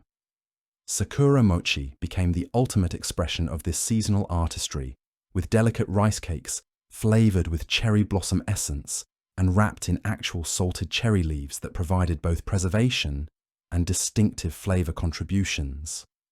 The preparation process required precise timing to harvest leaves at peak condition, careful salt curing techniques to preserve their color and texture, and sophisticated rice preparation methods that created the perfect balance of sweetness, texture, and floral aromatics. The visual impact of properly prepared sakura mochi was stunning, with pale pink rice contrasting beautifully against dark green leaves to create color combinations that echoed the natural beauty of cherry blossom trees in full bloom. The aesthetic consideration given to these treats elevated them far beyond simple snack food into edible representations of seasonal beauty that satisfied both hunger and artistic appreciation. The cultural significance of cherry blossom treats extended far beyond individual consumption into community celebration and shared cultural experience. Hanami picnics became elaborate social events, where families and friends gathered under blooming trees to appreciate natural beauty while consuming foods that captured and concentrated the essence of the season. The timing requirements for cherry blossom ingredient harvesting created narrow windows of availability that made these treats genuinely special and anticipated. The knowledge that sakura mochi would only be available for a few weeks each year created urgency and excitement that made every bite feel precious and memorable. The preservation techniques developed for incorporating fresh cherry blossoms into shelf-stable treats required innovations in salt curing, drying, and flavor concentration that pushed the boundaries of medieval food processing capabilities. Confectioners had to develop methods for capturing volatile floral compounds while maintaining food safety and extending product life beyond the brief cherry blossom season. The regional variations in cherry blossom treat preparation reflected local varieties of cherry trees, different cultural traditions surrounding Hanami celebrations, and varying levels of access to specialized ingredients and preparation techniques. Some regions developed techniques for incorporating multiple varieties of cherry blossoms into single treats, creating complex flavor profiles that showcased local botanical diversity. The economic impact of cherry blossom season on snack food culture was substantial, with vendors preparing for months to capitalize on the brief but intense demand for seasonal specialties. The premium prices that cherry blossom treats could command created significant revenue opportunities for confectioners skilled enough to produce high-quality versions of these challenging and labor-intensive items. The artistic traditions that developed around cherry blossom treat presentation created aesthetic principles that influenced Japanese confectionery design for centuries. The emphasis on capturing natural beauty in edible form, the integration of seasonal themes with flavor development, and the creation of treats that satisfied both visual and gustatory appreciation became standard approaches to premium confectionery creation. The social rituals surrounding cherry blossom treat consumption created temporary communities bound together by shared appreciation for seasonal beauty and cultural tradition. The communal aspects of Hanami celebrations, where strangers might share treats and families would gather for elaborate outdoor feasts, created social bonding experiences that strengthened community connections and cultural continuity. The philosophical dimensions of cherry blossom appreciation, with its emphasis on mono no aware, the bittersweet awareness of the impermanence of beautiful things, added profound meaning to the consumption of these seasonal treats. Eating sakura mochi became an act of mindful appreciation for fleeting beauty, connecting individual pleasure with deeper cultural values and aesthetic principles. The technical challenges of working with cherry blossom ingredients drove innovations in flavor preservation, natural coloring techniques, and delicate handling methods that improved overall confectionery capabilities. The skills developed for creating cherry blossom treats could be applied to other seasonal specialties, raising the general standard of Japanese snack food production. The memory associations created by cherry blossom treats connected specific flavors and textures with powerful emotional experiences of seasonal beauty, family gatherings, and community celebrations. These emotional connections made sakura mochi into repositories of personal and cultural memory, that carried significance far beyond simple taste preferences. Summer brought entirely different challenges and opportunities to medieval Japanese snack culture, with oppressive heat and humidity, creating demand for cooling treats that could provide relief from uncomfortable weather conditions, while maintaining food safety standards in challenging environmental conditions. The development of summer snacks required completely different approaches to ingredient selection, preparation methods, and preservation techniques. The emergence of kakigori, shaved ice treats flavored with fruit syrups, represented revolutionary innovation in medieval cooling technology and flavor delivery systems. The preparation required specialized equipment for creating uniformly fine ice shavings and techniques for producing concentrated fruit syrups that maintained flavor intensity when diluted with melting ice. The social aspects of kakigori consumption created gathering places where people could escape summer heat while enjoying refreshing treats that provided both physical cooling and psychological relief from oppressive weather conditions. Kakigori vendors became essential community resources during the hottest months, providing services that went far beyond simple food sales into community comfort and social gathering facilitation. The seasonal fruit varieties that became available during summer created opportunities for confectioners to showcase local agricultural abundance, while developing preservation techniques that could capture peak flavors for use in various cooling treats. The timing of different fruit harvests created natural variation cycles that kept summer snack offerings fresh and interesting throughout the hot season. The technical challenges of maintaining food safety during summer heat drove innovations in preservation, storage, and serving techniques that improved overall food handling capabilities. The need to prevent spoilage while providing cooling relief required creative solutions that balanced safety requirements with customer satisfaction and commercial viability. The integration of summer snacks into seasonal festivals and celebrations created cultural frameworks for community gathering and shared relief from challenging weather conditions.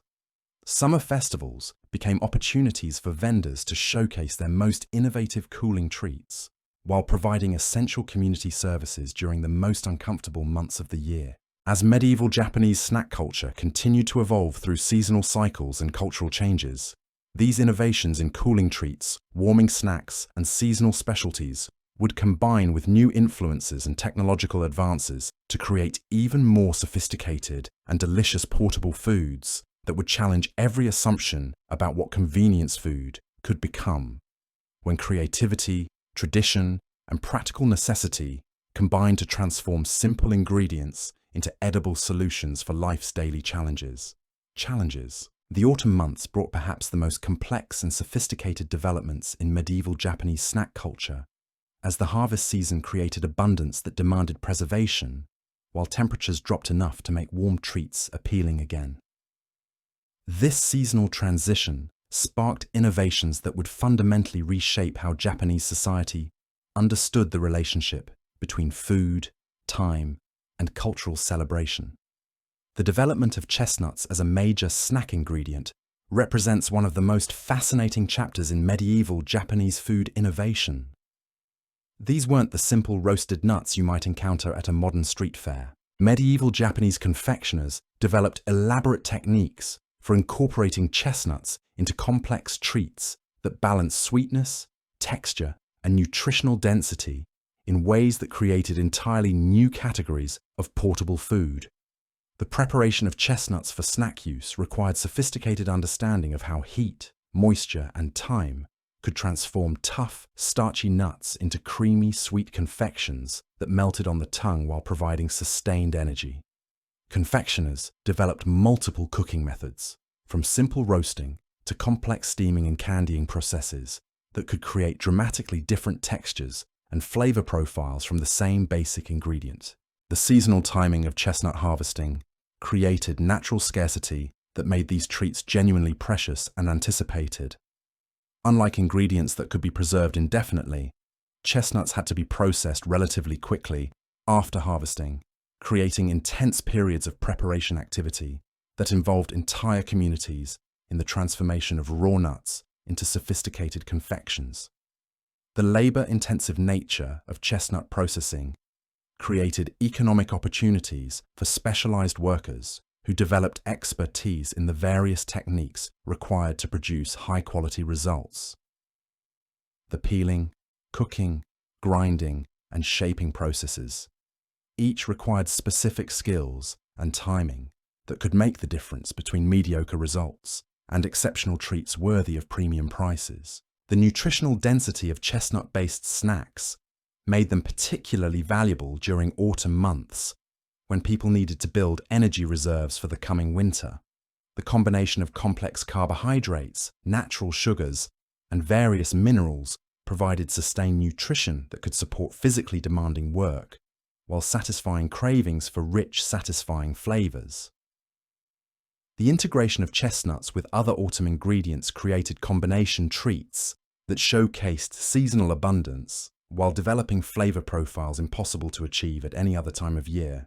Persimmons, various mushrooms, late-season fruits, and preserved items from earlier harvests could be combined with chestnuts to create complex, layered eating experiences that captured the essence of autumn in concentrated, portable form.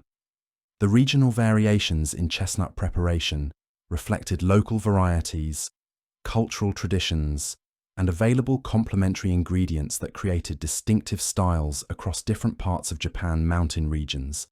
Developed techniques optimized for wild chestnuts with intense flavors but irregular sizes.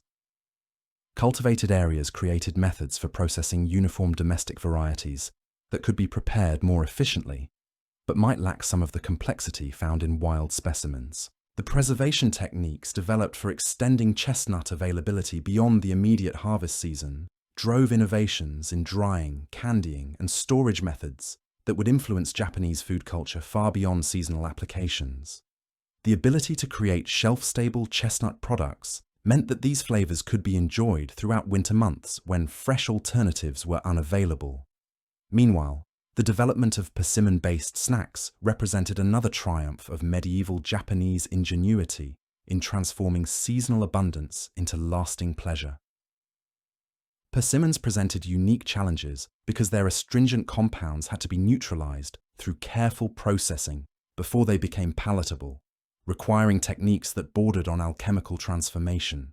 The drying process for persimmons was particularly sophisticated, requiring precise control of humidity, air circulation, and timing that could transform bitter, inedible fruits into intensely sweet, chewy treats that concentrated all the best qualities of the original while eliminating everything unpleasant.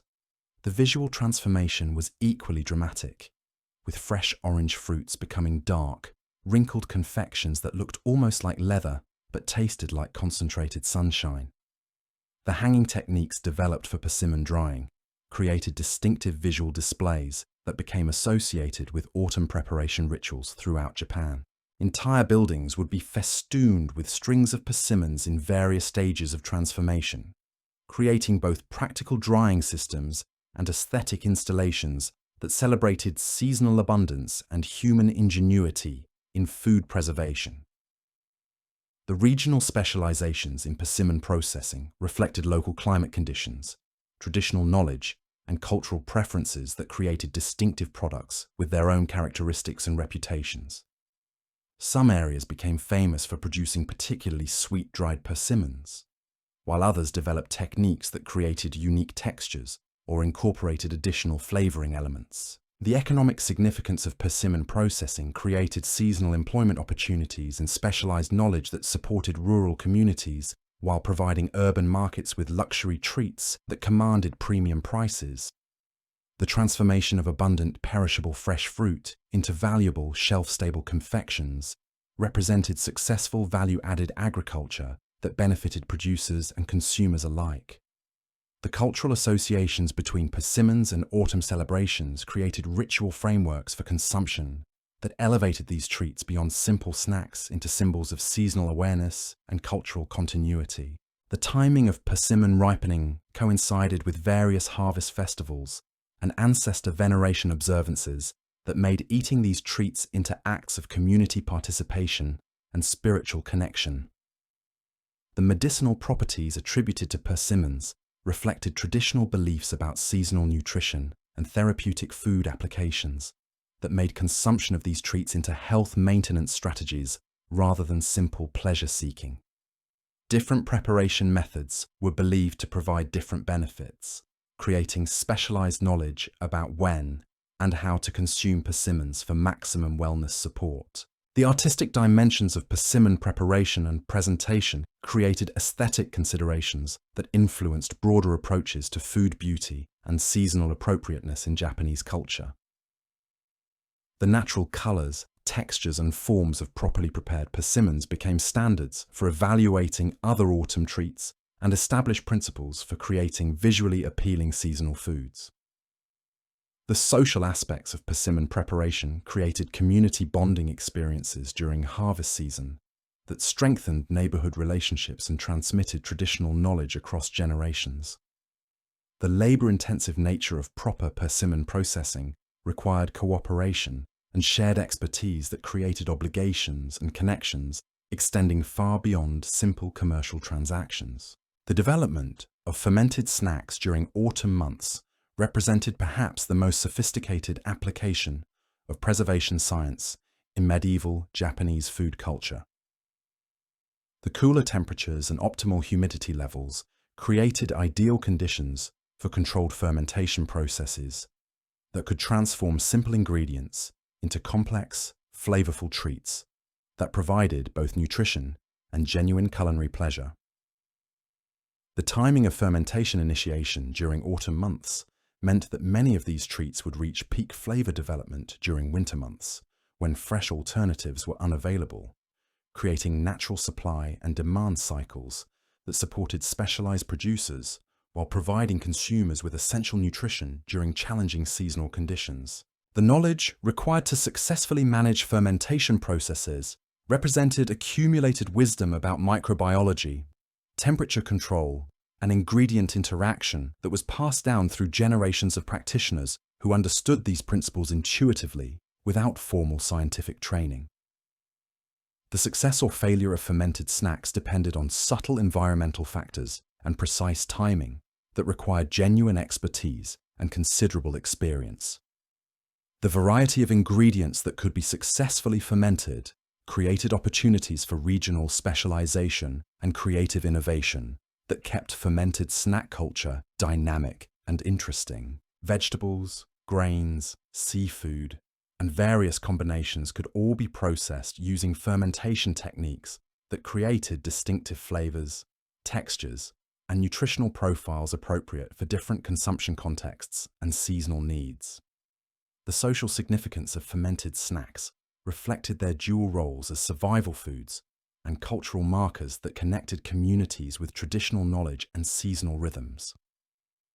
The sharing of fermented treats created bonds between families and neighbors, while demonstrating successful application of ancestral wisdom to contemporary nutritional needs. The health benefits associated with fermented snacks reflected genuine understanding of how beneficial bacteria could support digestive health and overall wellness during months when dietary variety was naturally limited.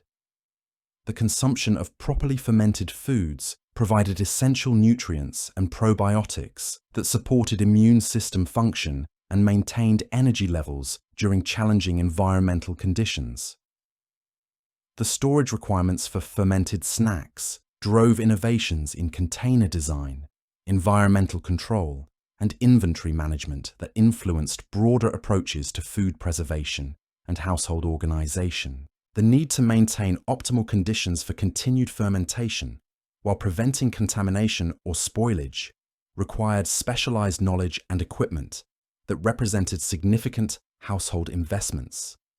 The seasonal festivals that celebrated successful fermentation created community events that combined practical food preservation activities with cultural celebration and social bonding. These gatherings provided opportunities for knowledge sharing, quality evaluation, and social connection that strengthened community resilience while preserving traditional techniques The economic aspects of fermented snack production created opportunities for specialized producers who could master the complex techniques required to create consistent, high-quality results. The premium prices that exceptional fermented treats could command provided economic incentives for continuous improvement and innovation while supporting rural communities through value-added agriculture. The integration of fermented snacks into religious observances and seasonal rituals created spiritual dimensions that elevated practical preservation activities into acts of cultural participation and community continuity. The consumption of properly fermented foods during specific ceremonies connected individual nutrition with broader cultural values and traditional practices. The winter storage of autumn-prepared snacks created anticipation cycles that made these treats special, not just because of their flavors, but because of their timing and the memories associated with their preparation. The knowledge that particular treats had been prepared months earlier during harvest abundance created emotional connections between seasonal activities and winter consumption that enhanced appreciation and cultural meaning. The documentation of autumn snack preparation techniques in various historical sources provides insights into the sophisticated knowledge systems that supported these activities and the cultural significance attributed to successful preservation of seasonal abundance. These records reveal the pride, skill, and community cooperation that made autumn food preparation into cultural institutions rather than simple survival strategies. The apprenticeship systems that preserved fermentation knowledge while allowing for innovation created pathways for talented individuals to master traditional techniques before developing their own contributions to the culture. The complexity and importance of successful fermentation required dedicated training and considerable experience that could only be acquired through sustained mentorship and practical application. The regional pride that developed around distinctive fermented specialties created identities and reputations that extended far beyond local communities into national recognition for particular techniques, ingredients, or quality standards.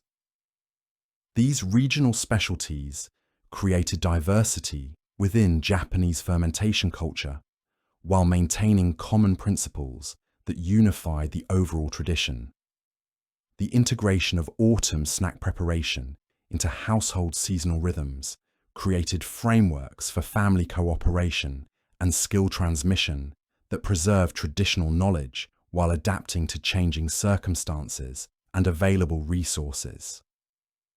The annual cycle of preparation activities provided structure and anticipation that connected families with natural cycles and cultural traditions. As we continue exploring the remarkable sophistication of medieval Japanese snack culture, we discover how these autumn innovations in preservation, fermentation, and seasonal celebration would combine with winter survival strategies and spring renewal activities to create year-round food systems that supported both physical nutrition and cultural continuity through techniques and traditions that challenged every assumption about what portable, convenient food could become when human ingenuity, cultural wisdom, and seasonal awareness combined to transform simple ingredients into edible expressions of community resilience and cultural identity.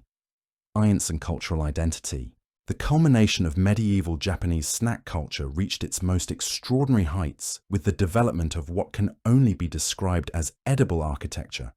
Treats so elaborate and structurally complex that they challenged the very definition of what snack food could become. These weren't simple confections anymore. They were engineering marvels disguised as food, creations that required teams of specialists working in coordination to achieve results that seemed to defy the laws of physics, while delivering flavors that justified every ounce of effort invested in their creation. The master confectioners of the late medieval period had pushed beyond simple flavor and texture innovation into realms of structural engineering that allowed them to create multi-story confections, treats with moving parts, and snacks that revealed hidden surprises as they were consumed. These weren't gimmicks or novelties. They were serious applications of accumulated knowledge about how different ingredients behaved under stress, how various preparation methods affected structural integrity, and how timing could be manipulated to create eating experiences that unfolded over extended periods. The development of layered confections that revealed different flavors and textures as consumption progressed represented perhaps the most sophisticated application of sequential flavor design in pre-modern cuisine. Confectioners learned to create treats where the first bite delivered one taste experience. The middle section provided completely different sensations, and the final portion offered yet another flavor profile that somehow tied everything together into a coherent whole. The technical challenges of creating these sequential experiences required unprecedented understanding of how different ingredients interacted over time, how various preparation methods affected flavor release, and how structural design could control the order in which different elements became accessible to the consumer. This wasn't just cooking.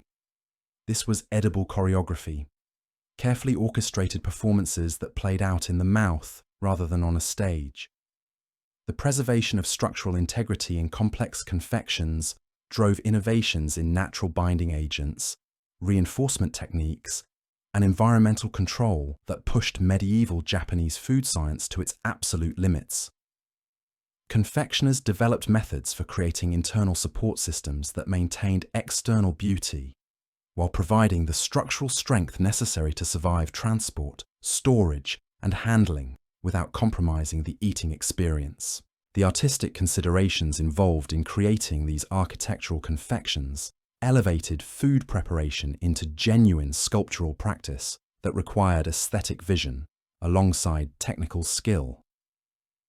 The visual impact of properly executed complex treats was often so stunning that consumers would hesitate to disturb their beauty by eating them, creating tension between appreciation and consumption that added psychological dimensions to the snacking experience.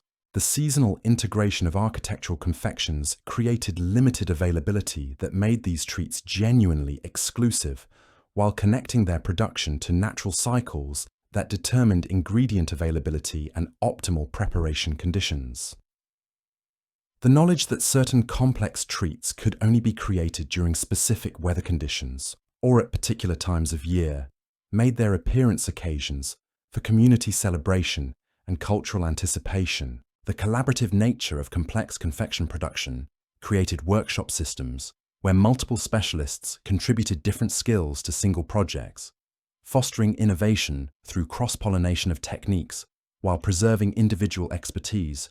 Through specialized roles, master designers would conceive overall structures, while specialists in various preparation methods would execute specific components that required their particular knowledge and experience. The economic implications of architectural confections were substantial, with single pieces sometimes costing more than most people earned in months, while creating employment opportunities for entire teams of skilled workers. The premium prices these treats commanded reflected not just their ingredient costs, but the enormous labor investment required to achieve results that satisfied both visual and gustatory expectations. The documentation of complex confection techniques in various guild records and apprenticeship manuals provides insights into the sophisticated knowledge systems that supported these activities and the cultural significance attributed to mastery of advanced confectionery arts.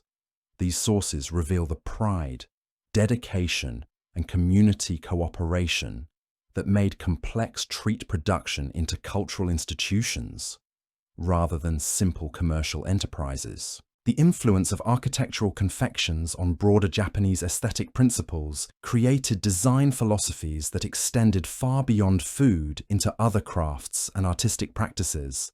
The integration of structural engineering with aesthetic beauty, the emphasis on revealing hidden complexity through interaction, and the creation of experiences that unfolded over time became standard approaches to various forms of cultural production.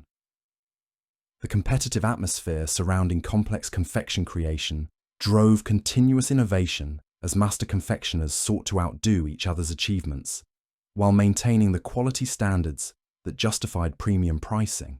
The pressure to create something new, something more challenging, something that would establish lasting reputations, pushed the boundaries of what was technically possible using medieval ingredients and equipment. The guild systems that regulated complex confection production created quality control standards and apprenticeship requirements that preserve traditional knowledge while encouraging innovation and creativity. The formal recognition of master status required demonstration of technical skills, artistic vision, and teaching ability that ensured continuity of expertise across generations while allowing for individual contributions and stylistic development. The festival presentation of architectural confections created spectacles that drew audiences from across the country to witness the unveiling of new creations and the demonstration of advanced techniques. These events became cultural celebrations that elevated food appreciation into community art appreciation, while providing venues for master confectioners to showcase their latest innovations and establish their reputations. The philosophical dimensions of complex confection appreciation reflected broader Japanese aesthetic principles about the relationship between beauty, impermanence, and human creativity. The knowledge that these elaborate treats would be consumed and destroyed added poignancy to their appreciation, while emphasizing the temporal nature of all artistic achievement and the importance of mindful attention to fleeting beauty. The technical knowledge required to successfully execute architectural confections was so specialized that it created new categories of culinary expertise and established hierarchies within the confectionery profession. Master practitioners commanded respect and compensation that reflected their rare skills while creating incentives for continuous learning and skill development that kept the tradition dynamic and progressive.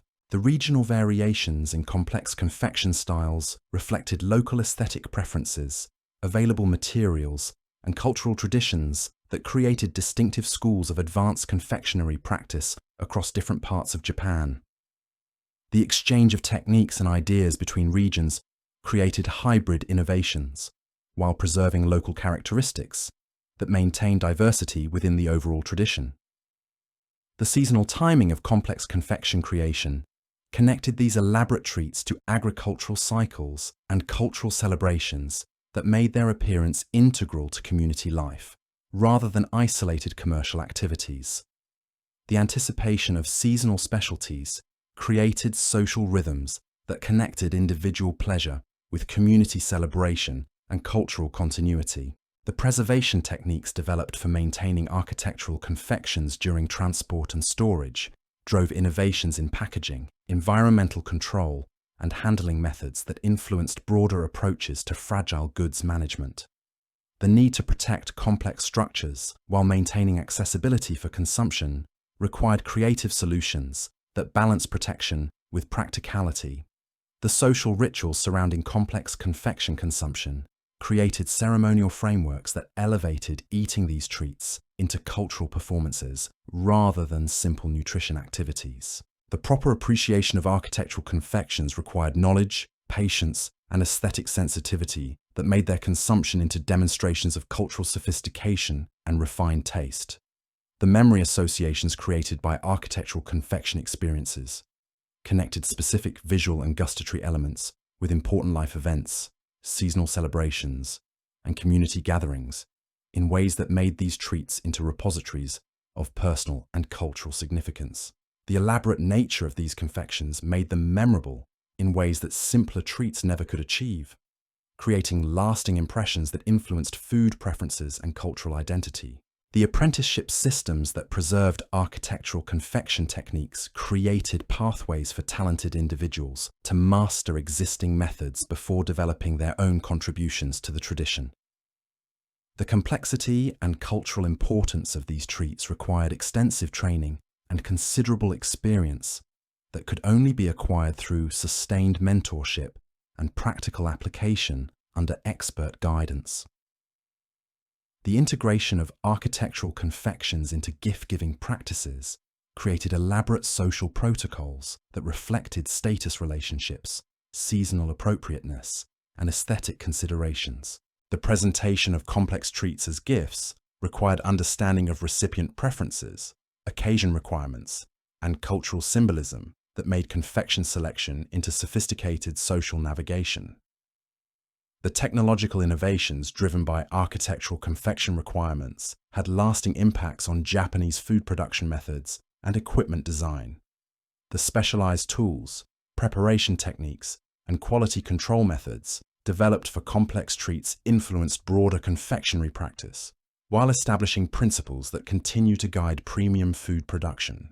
The cultural significance of architectural confections extended far beyond individual consumption into community identity and cultural pride that connected local confectionery traditions with broader Japanese aesthetic principles. The reputation of particular confectioners or regional styles became sources of civic pride that attracted visitors and created economic benefits extending throughout local communities. The documentation and preservation of architectural confection traditions through written records, artistic representations, and practical demonstration created cultural archives that allow modern understanding of medieval Japanese food culture's extraordinary sophistication and creativity. These sources reveal the remarkable achievements possible when technical skill, artistic vision, and cultural support combine to push the boundaries of culinary possibility. The seasonal festivals that celebrated architectural confection mastery created temporary communities bound together by shared appreciation for exceptional artistry and cultural achievement.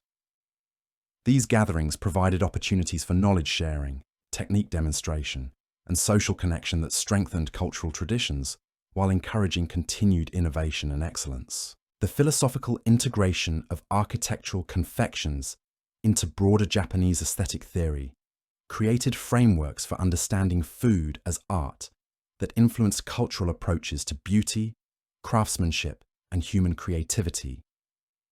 The elevation of confectionery practice into recognized artistic discipline established precedents for valuing skill, innovation, and cultural contribution that extended far beyond food production. The competitive pressures surrounding architectural confection creation drove master confectioners to develop signature techniques, secret ingredients, and innovative approaches that distinguished their work while maintaining quality standards that justified premium pricing and cultural recognition.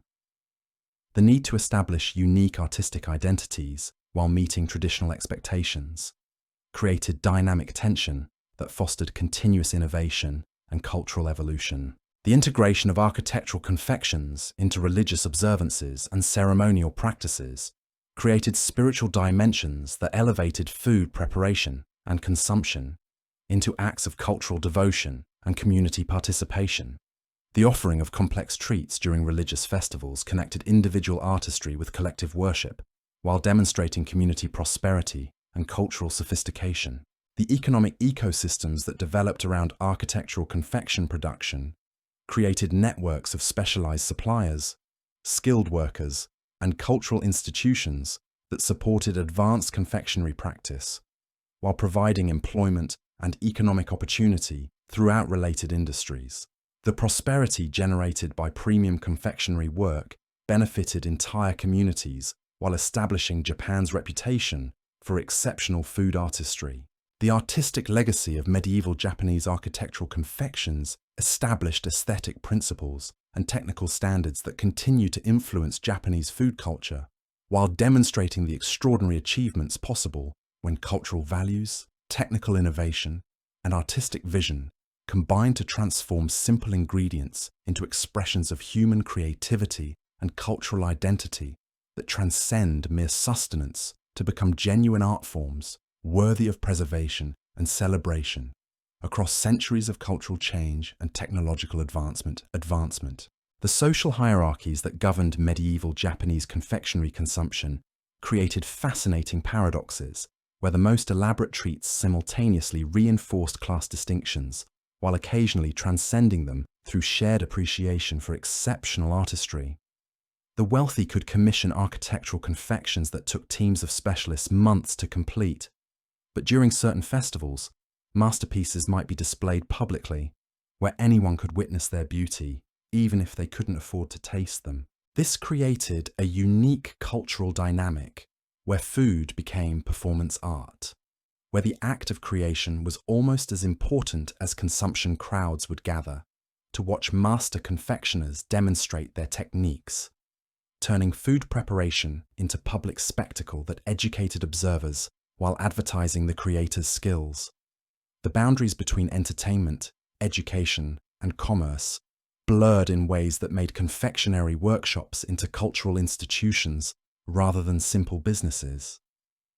The apprenticeship systems that supported these elaborate traditions were remarkably sophisticated, requiring decades of training before someone could attempt the most complex creations. Young apprentices would spend years learning basic techniques, gradually advancing through increasingly difficult assignments that tested not just their manual skills, but their aesthetic judgment, their understanding of ingredient behavior, and their ability to work under the intense pressure that came with creating irreplaceable artworks from perishable materials.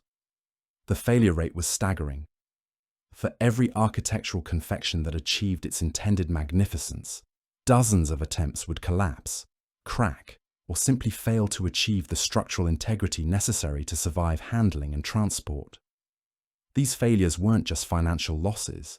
They represented months of wasted labor, disappointed expectations, and damaged reputations that could end careers and bankrupt workshops. But when everything worked perfectly, when months of planning and preparation culminated in treats that achieved their ambitious goals, the results were genuinely magical. Contemporary accounts describe confections that seemed to defy gravity, treats that revealed new surprises with each bite, and presentations so beautiful that they moved observers to tears. These weren't exaggerations or romantic embellishments. They were attempts to capture experiences that genuinely challenged people's understanding of what food could become. The seasonal timing of these masterpiece creations was absolutely crucial, as different weather conditions affected everything from ingredient behavior to structural stability. Spring's humidity could cause sugarwork to become sticky and unstable. Summer heat made chocolate-like preparations impossible. Autumn provided ideal conditions for many techniques, while winter's cold could make certain materials too brittle to work with safely. Master confectioners became experts in meteorology, learning to read subtle environmental signs that predicted optimal working conditions. They developed techniques for modifying workshop environments, creating controlled microclimates that allowed them to extend the seasons during which certain techniques could be employed. The most successful workshops invested enormous resources in environmental control systems that gave them competitive advantages over less sophisticated operations. The transportation of completed architectural confections presented logistical challenges that required innovative solutions in packaging, route planning, and timing. These treats couldn't be shipped like ordinary goods. They required specialized containers, careful handling, and sometimes armed escorts to prevent theft or sabotage by competitors. The delivery of a major commission became an event in itself, drawing crowds who wanted to witness the unveiling of creations they had heard about for months. The cultural impact of these extraordinary confections extended far beyond their immediate consumption into literature, art, and social commentary that reflected their significance in medieval Japanese society. Poets wrote verses inspired by particularly memorable treats. Artists created paintings and drawings that captured their visual splendor. Social critics used them as symbols of either cultural achievement or wasteful excess, depending on their political perspectives. The international reputation that Japanese confectioners achieved through these architectural creations attracted attention from neighboring countries, creating diplomatic opportunities and cultural exchange that spread Japanese techniques while introducing new influences from abroad. Foreign dignitaries would request demonstrations of advanced Japanese confectionery techniques, while Japanese masters would study innovations from China, Korea, and eventually European countries. The preservation of knowledge about these complex techniques was handled through multiple systems that ensured continuity while allowing for innovation. Written manuals captured basic principles and standard procedures. Oral traditions preserved subtle details and practical wisdom that couldn't be adequately documented in text. Physical models and preserved examples provided reference standards that maintained quality expectations across generations. The competitive atmosphere among master confectioners created ongoing pressure for innovation that prevented the tradition from becoming stagnant or repetitive. Each generation had to surpass the achievements of their predecessors while maintaining the quality standards that justified their cultural status and economic success. This created a dynamic tradition that constantly pushed boundaries while preserving essential principles. The economic ecosystems that developed around architectural confectionery supported entire communities of specialists, from ingredient suppliers to tool makers to packaging experts.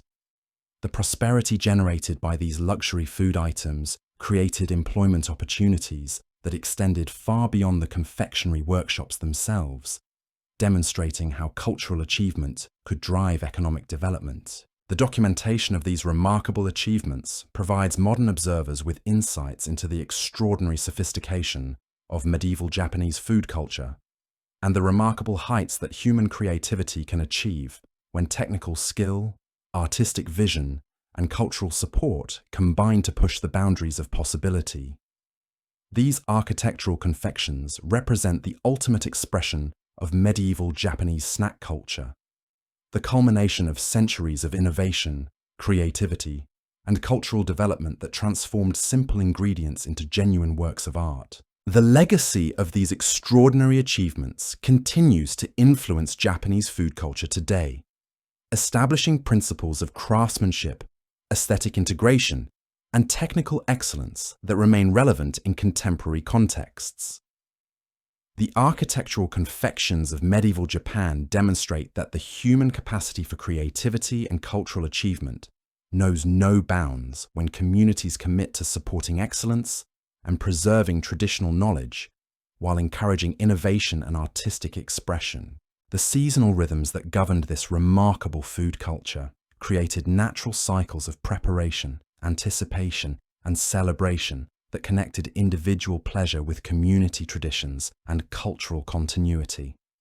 The knowledge that certain extraordinary treats could only be experienced during specific times of year made their appearance occasions for genuine celebration and cultural participation that strengthened social bonds while preserving traditional knowledge. The integration of these elaborate confections into religious observances, seasonal festivals, and life cycle celebrations created spiritual dimensions that elevated food consumption into acts of cultural devotion and community participation. The sharing of extraordinary treats during important occasions connected individual pleasure with collective worship, while demonstrating community prosperity and cultural sophistication. The master craftsmen who created these architectural marvels achieved legendary status that transcended their immediate profession to become cultural heroes whose innovations and achievements were celebrated in literature, art, and popular culture. Their techniques and creations became part of Japanese cultural heritage, preserved and transmitted across generations as examples of human creativity and technical excellence. The workshops where these extraordinary confections were created became cultural institutions that attracted visitors from across the country and beyond, creating tourism opportunities while spreading knowledge and techniques that enriched Japanese food culture throughout different regions. The reputation of particular masters or regional styles became sources of civic pride that attracted economic opportunities and cultural recognition. The festivals and exhibitions where architectural confections were displayed created temporary communities bound together by shared appreciation for exceptional artistry and cultural achievement.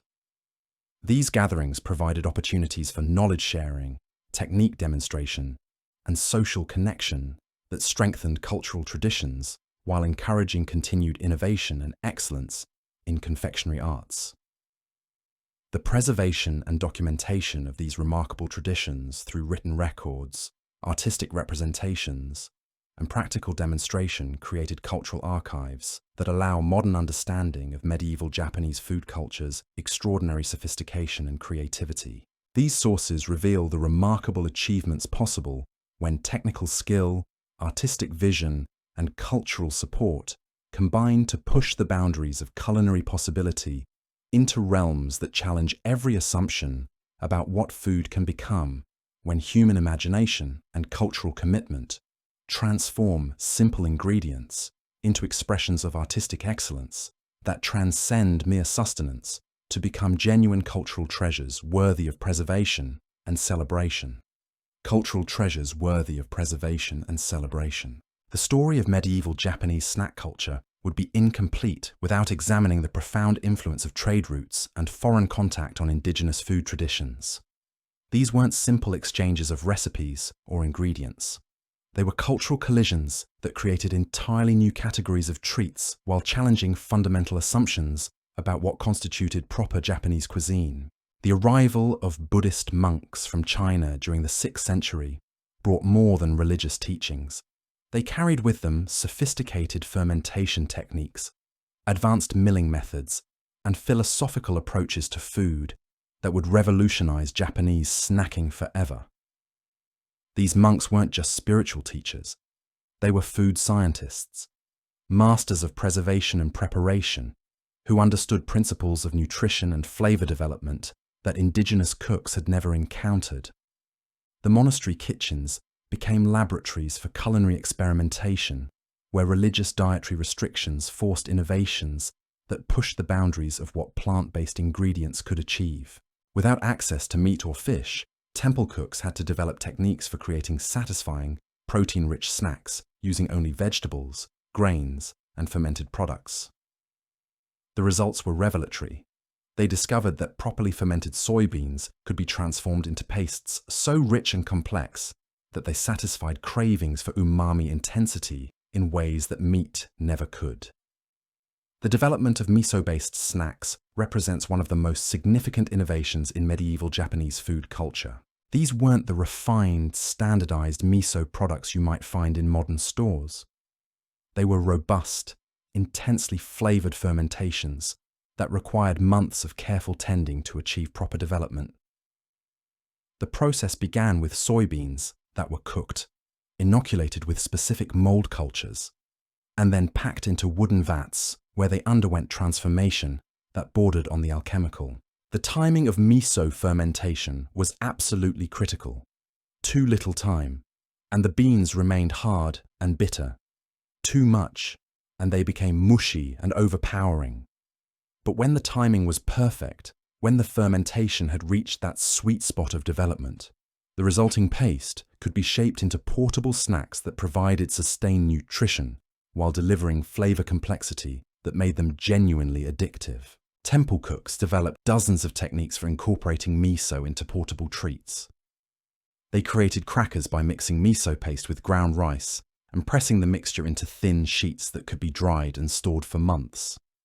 They formed balls by combining miso with various nuts and seeds, creating dense, chewy treats that could sustain monks through long meditation sessions or arduous travel between temples. The social implications of miso-based snacks were profound. These treats provided complete nutrition without violating Buddhist dietary principles, making them accessible to religious practitioners while offering secular consumers alternatives to meat-based proteins. The fermentation process also created natural preservation that extended shelf life far beyond fresh ingredients, making these snacks ideal for travel, storage, and emergency supplies. The regional variations in miso preparation reflected local soybean varieties, different fermentation cultures, and varying climate conditions that created distinctive styles across different temple communities. Northern monasteries developed techniques optimized for cold weather fermentation, while southern temples created methods that worked in humid subtropical conditions. Each region's miso had its own character, its own flavor profile, its own devoted following among both religious and secular consumers. The economic impact of temple-produced miso snacks was substantial, creating revenue streams that supported monastic communities while providing affordable protein sources for urban populations. Temples became major food producers, operating what were essentially ancient food processing facilities that supplied both wholesale and retail markets with products that commanded premium prices due to their quality and reputation. The knowledge systems that supported miso production were remarkably sophisticated, requiring understanding of microbiology, temperature control, and timing that was passed down through generations of temple cooks. master fermentation specialists could diagnose problems by smell alone, adjusting conditions to rescue failed batches or optimize successful ones. This expertise was closely guarded within monastic communities, creating competitive advantages that supported temple economies. Meanwhile, the influence of Chinese tea culture was creating entirely new categories of snacks, designed specifically to complement the subtle flavors and ceremonial aspects of tea consumption. These weren't just random treats served alongside hot beverages. They were carefully crafted confections designed to enhance tea flavors while providing textural contrast and nutritional balance that made tea drinking into complete sensory experiences. The development of tea ceremony snacks required completely different approaches to sweetness, texture, and presentation than earlier Japanese treats. The aesthetic principles governing tea ceremonies demanded visual harmony, seasonal appropriateness, and symbolic meaning that elevated simple confections into artistic expressions.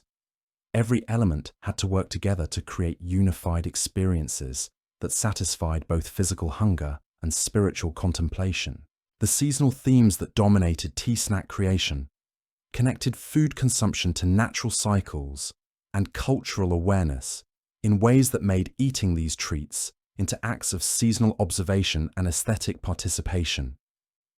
Spring snacks incorporated fresh green colors and delicate flavors that echoed new growth and renewal. Summer offerings provided cooling effects and reminded consumers of flowing water and gentle breezes. Autumn treats celebrated harvest abundance while preparing palates for winter's approach. The technical skills required to create proper tea snacks were so specialized that they created new categories of artisan craftspeople whose entire careers focused on perfecting techniques for creating edible beauty. These weren't general confectioners who happened to make tea treats. They were dedicated specialists who understood the subtle relationships between flavor, texture, visual appeal, and ceremonial appropriateness that made tea snacks into integral components of cultural ritual. The preservation of tea snack knowledge through formal apprenticeship systems created pathways for talented individuals to master existing techniques before developing their own contributions to the tradition. The complexity and cultural importance of these treats required extensive training that could only be acquired through sustained mentorship under acknowledged masters who could transmit both technical skills and aesthetic sensitivity.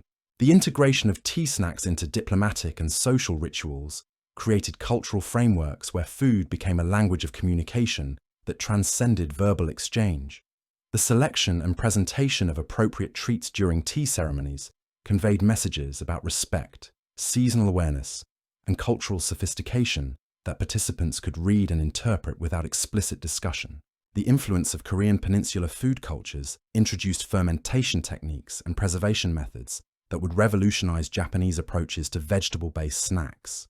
Korean immigrants and cultural exchange brought knowledge of kimchi-style fermentation that Japanese cooks adapted to local vegetables and taste preferences, creating entirely new categories of preserved snacks that combined Korean techniques with Japanese ingredients. The development of Japanese-style pickled vegetables as snack foods required modifications of Korean fermentation methods to work with different vegetables, climate conditions, and flavor preferences.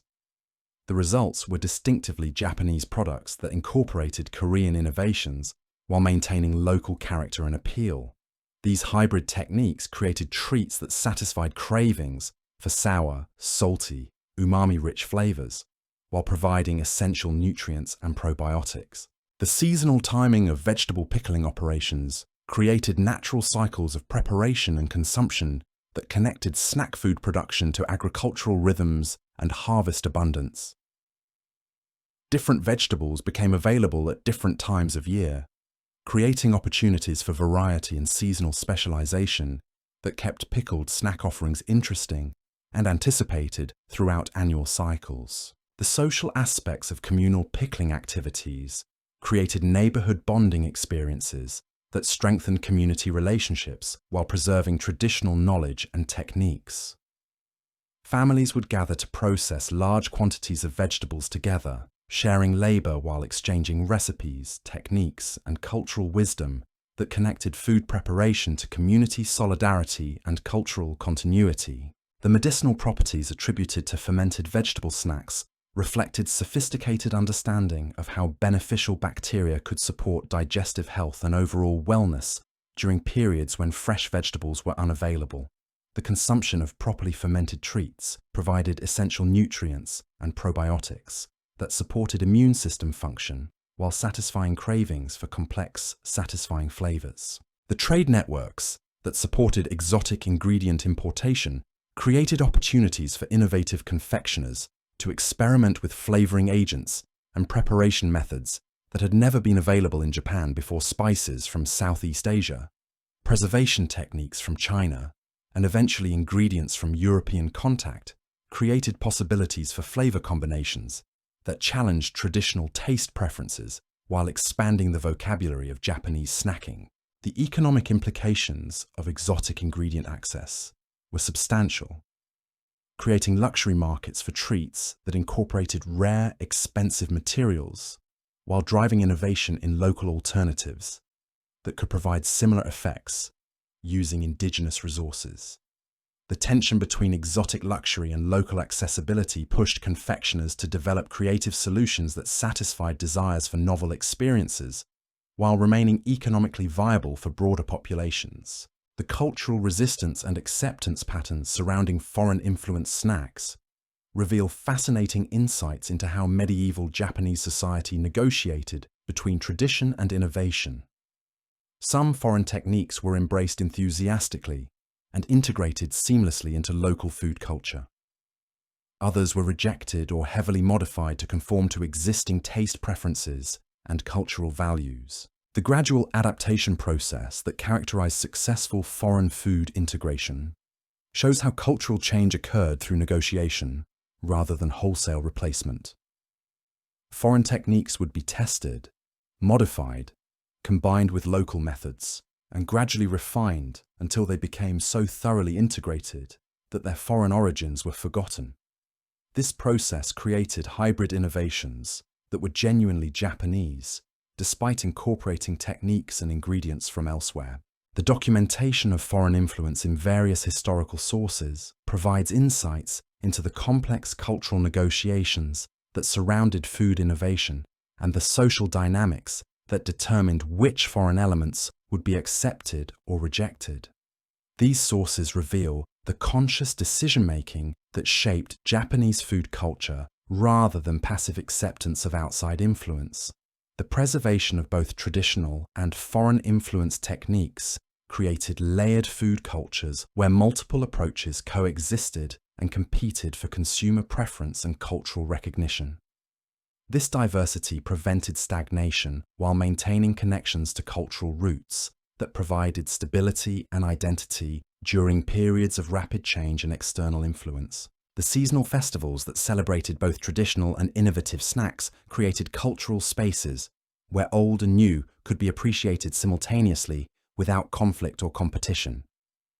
These events provided opportunities for comparative tasting, cultural education, and community discussion about the merits of different approaches to snack food creation and consumption.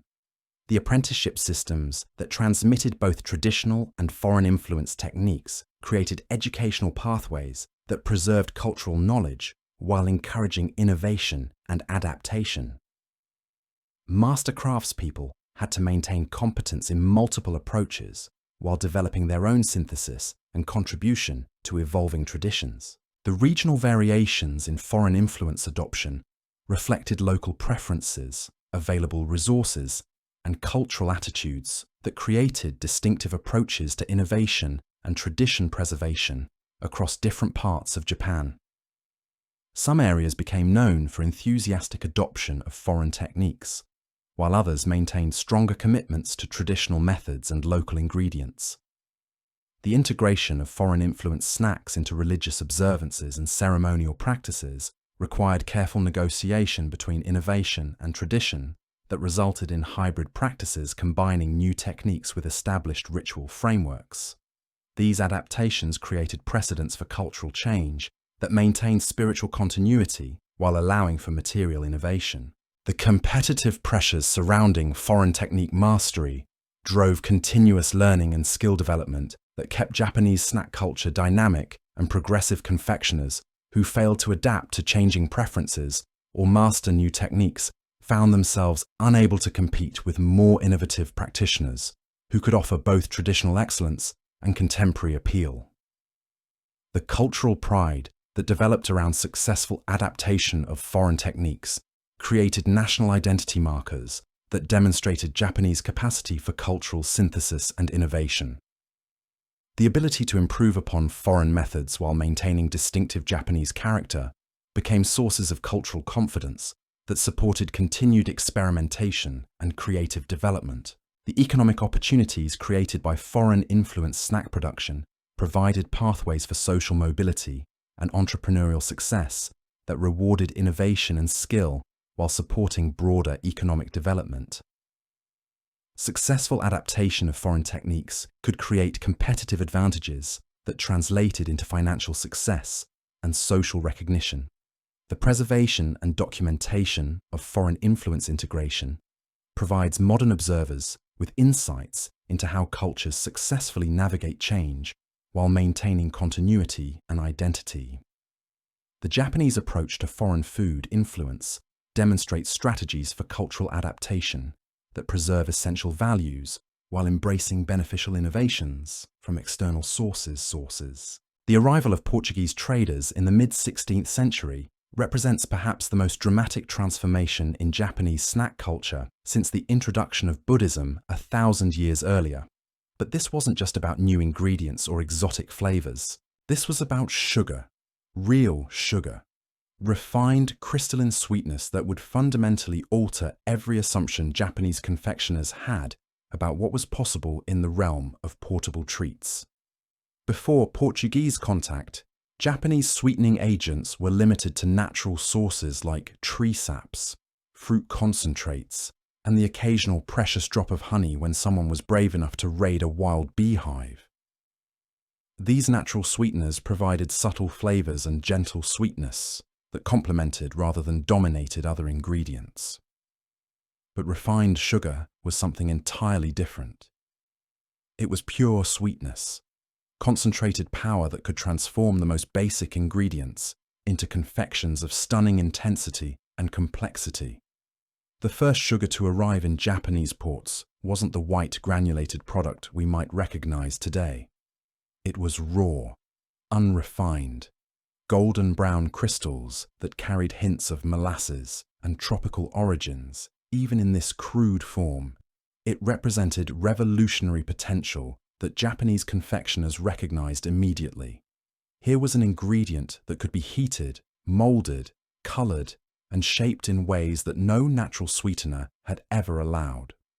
The Portuguese didn't just bring sugar, they brought knowledge, techniques for working with this miraculous substance that had been perfected over centuries of European confectionery development. They demonstrated how sugar could be boiled to different temperatures to achieve different textures, how it could be pulled and shaped while hot, how it could be combined with other ingredients to create treats that seemed almost supernatural in their sweetness and visual appeal. The cultural impact of this sugar revolution extended far beyond simple confectionery innovation. Sugar represented wealth, sophistication, and connection to international trade networks that elevated whoever could afford it to entirely new levels of social status. Offering sugar-based treats to guests became a way of demonstrating not just hospitality, but cosmopolitan awareness and economic success that commanded respect and admiration. The production techniques required to work with refined sugar were completely different from anything Japanese confectioners had encountered before. Sugar demanded precise temperature control, exact timing, and specialized equipment that had to be developed from scratch using local materials and traditional metalworking techniques. The learning curve was steep, dangerous, and expensive, but the results justified every risk and investment. The development of Japanese sugar confectionery created entirely new categories of artisan specialists whose skills were so valuable that they could command premium compensation while establishing workshops that became destinations for wealthy consumers seeking the ultimate in luxury treats. These weren't casual hobbyists experimenting with new ingredients. They were dedicated professionals whose entire careers focused on mastering the complex chemistry and artistry of sugar work. So there you have it. Medieval Japanese junk food wasn't just about satisfying hunger or killing time between meals. It was about community, innovation, and turning simple ingredients into something magical through sheer human creativity. From the elaborate sugar sculptures of master confectioners to the humble dagashi sold by street vendors, these treats connected people across social boundaries, while preserving traditions that would influence Japanese food culture for centuries to come.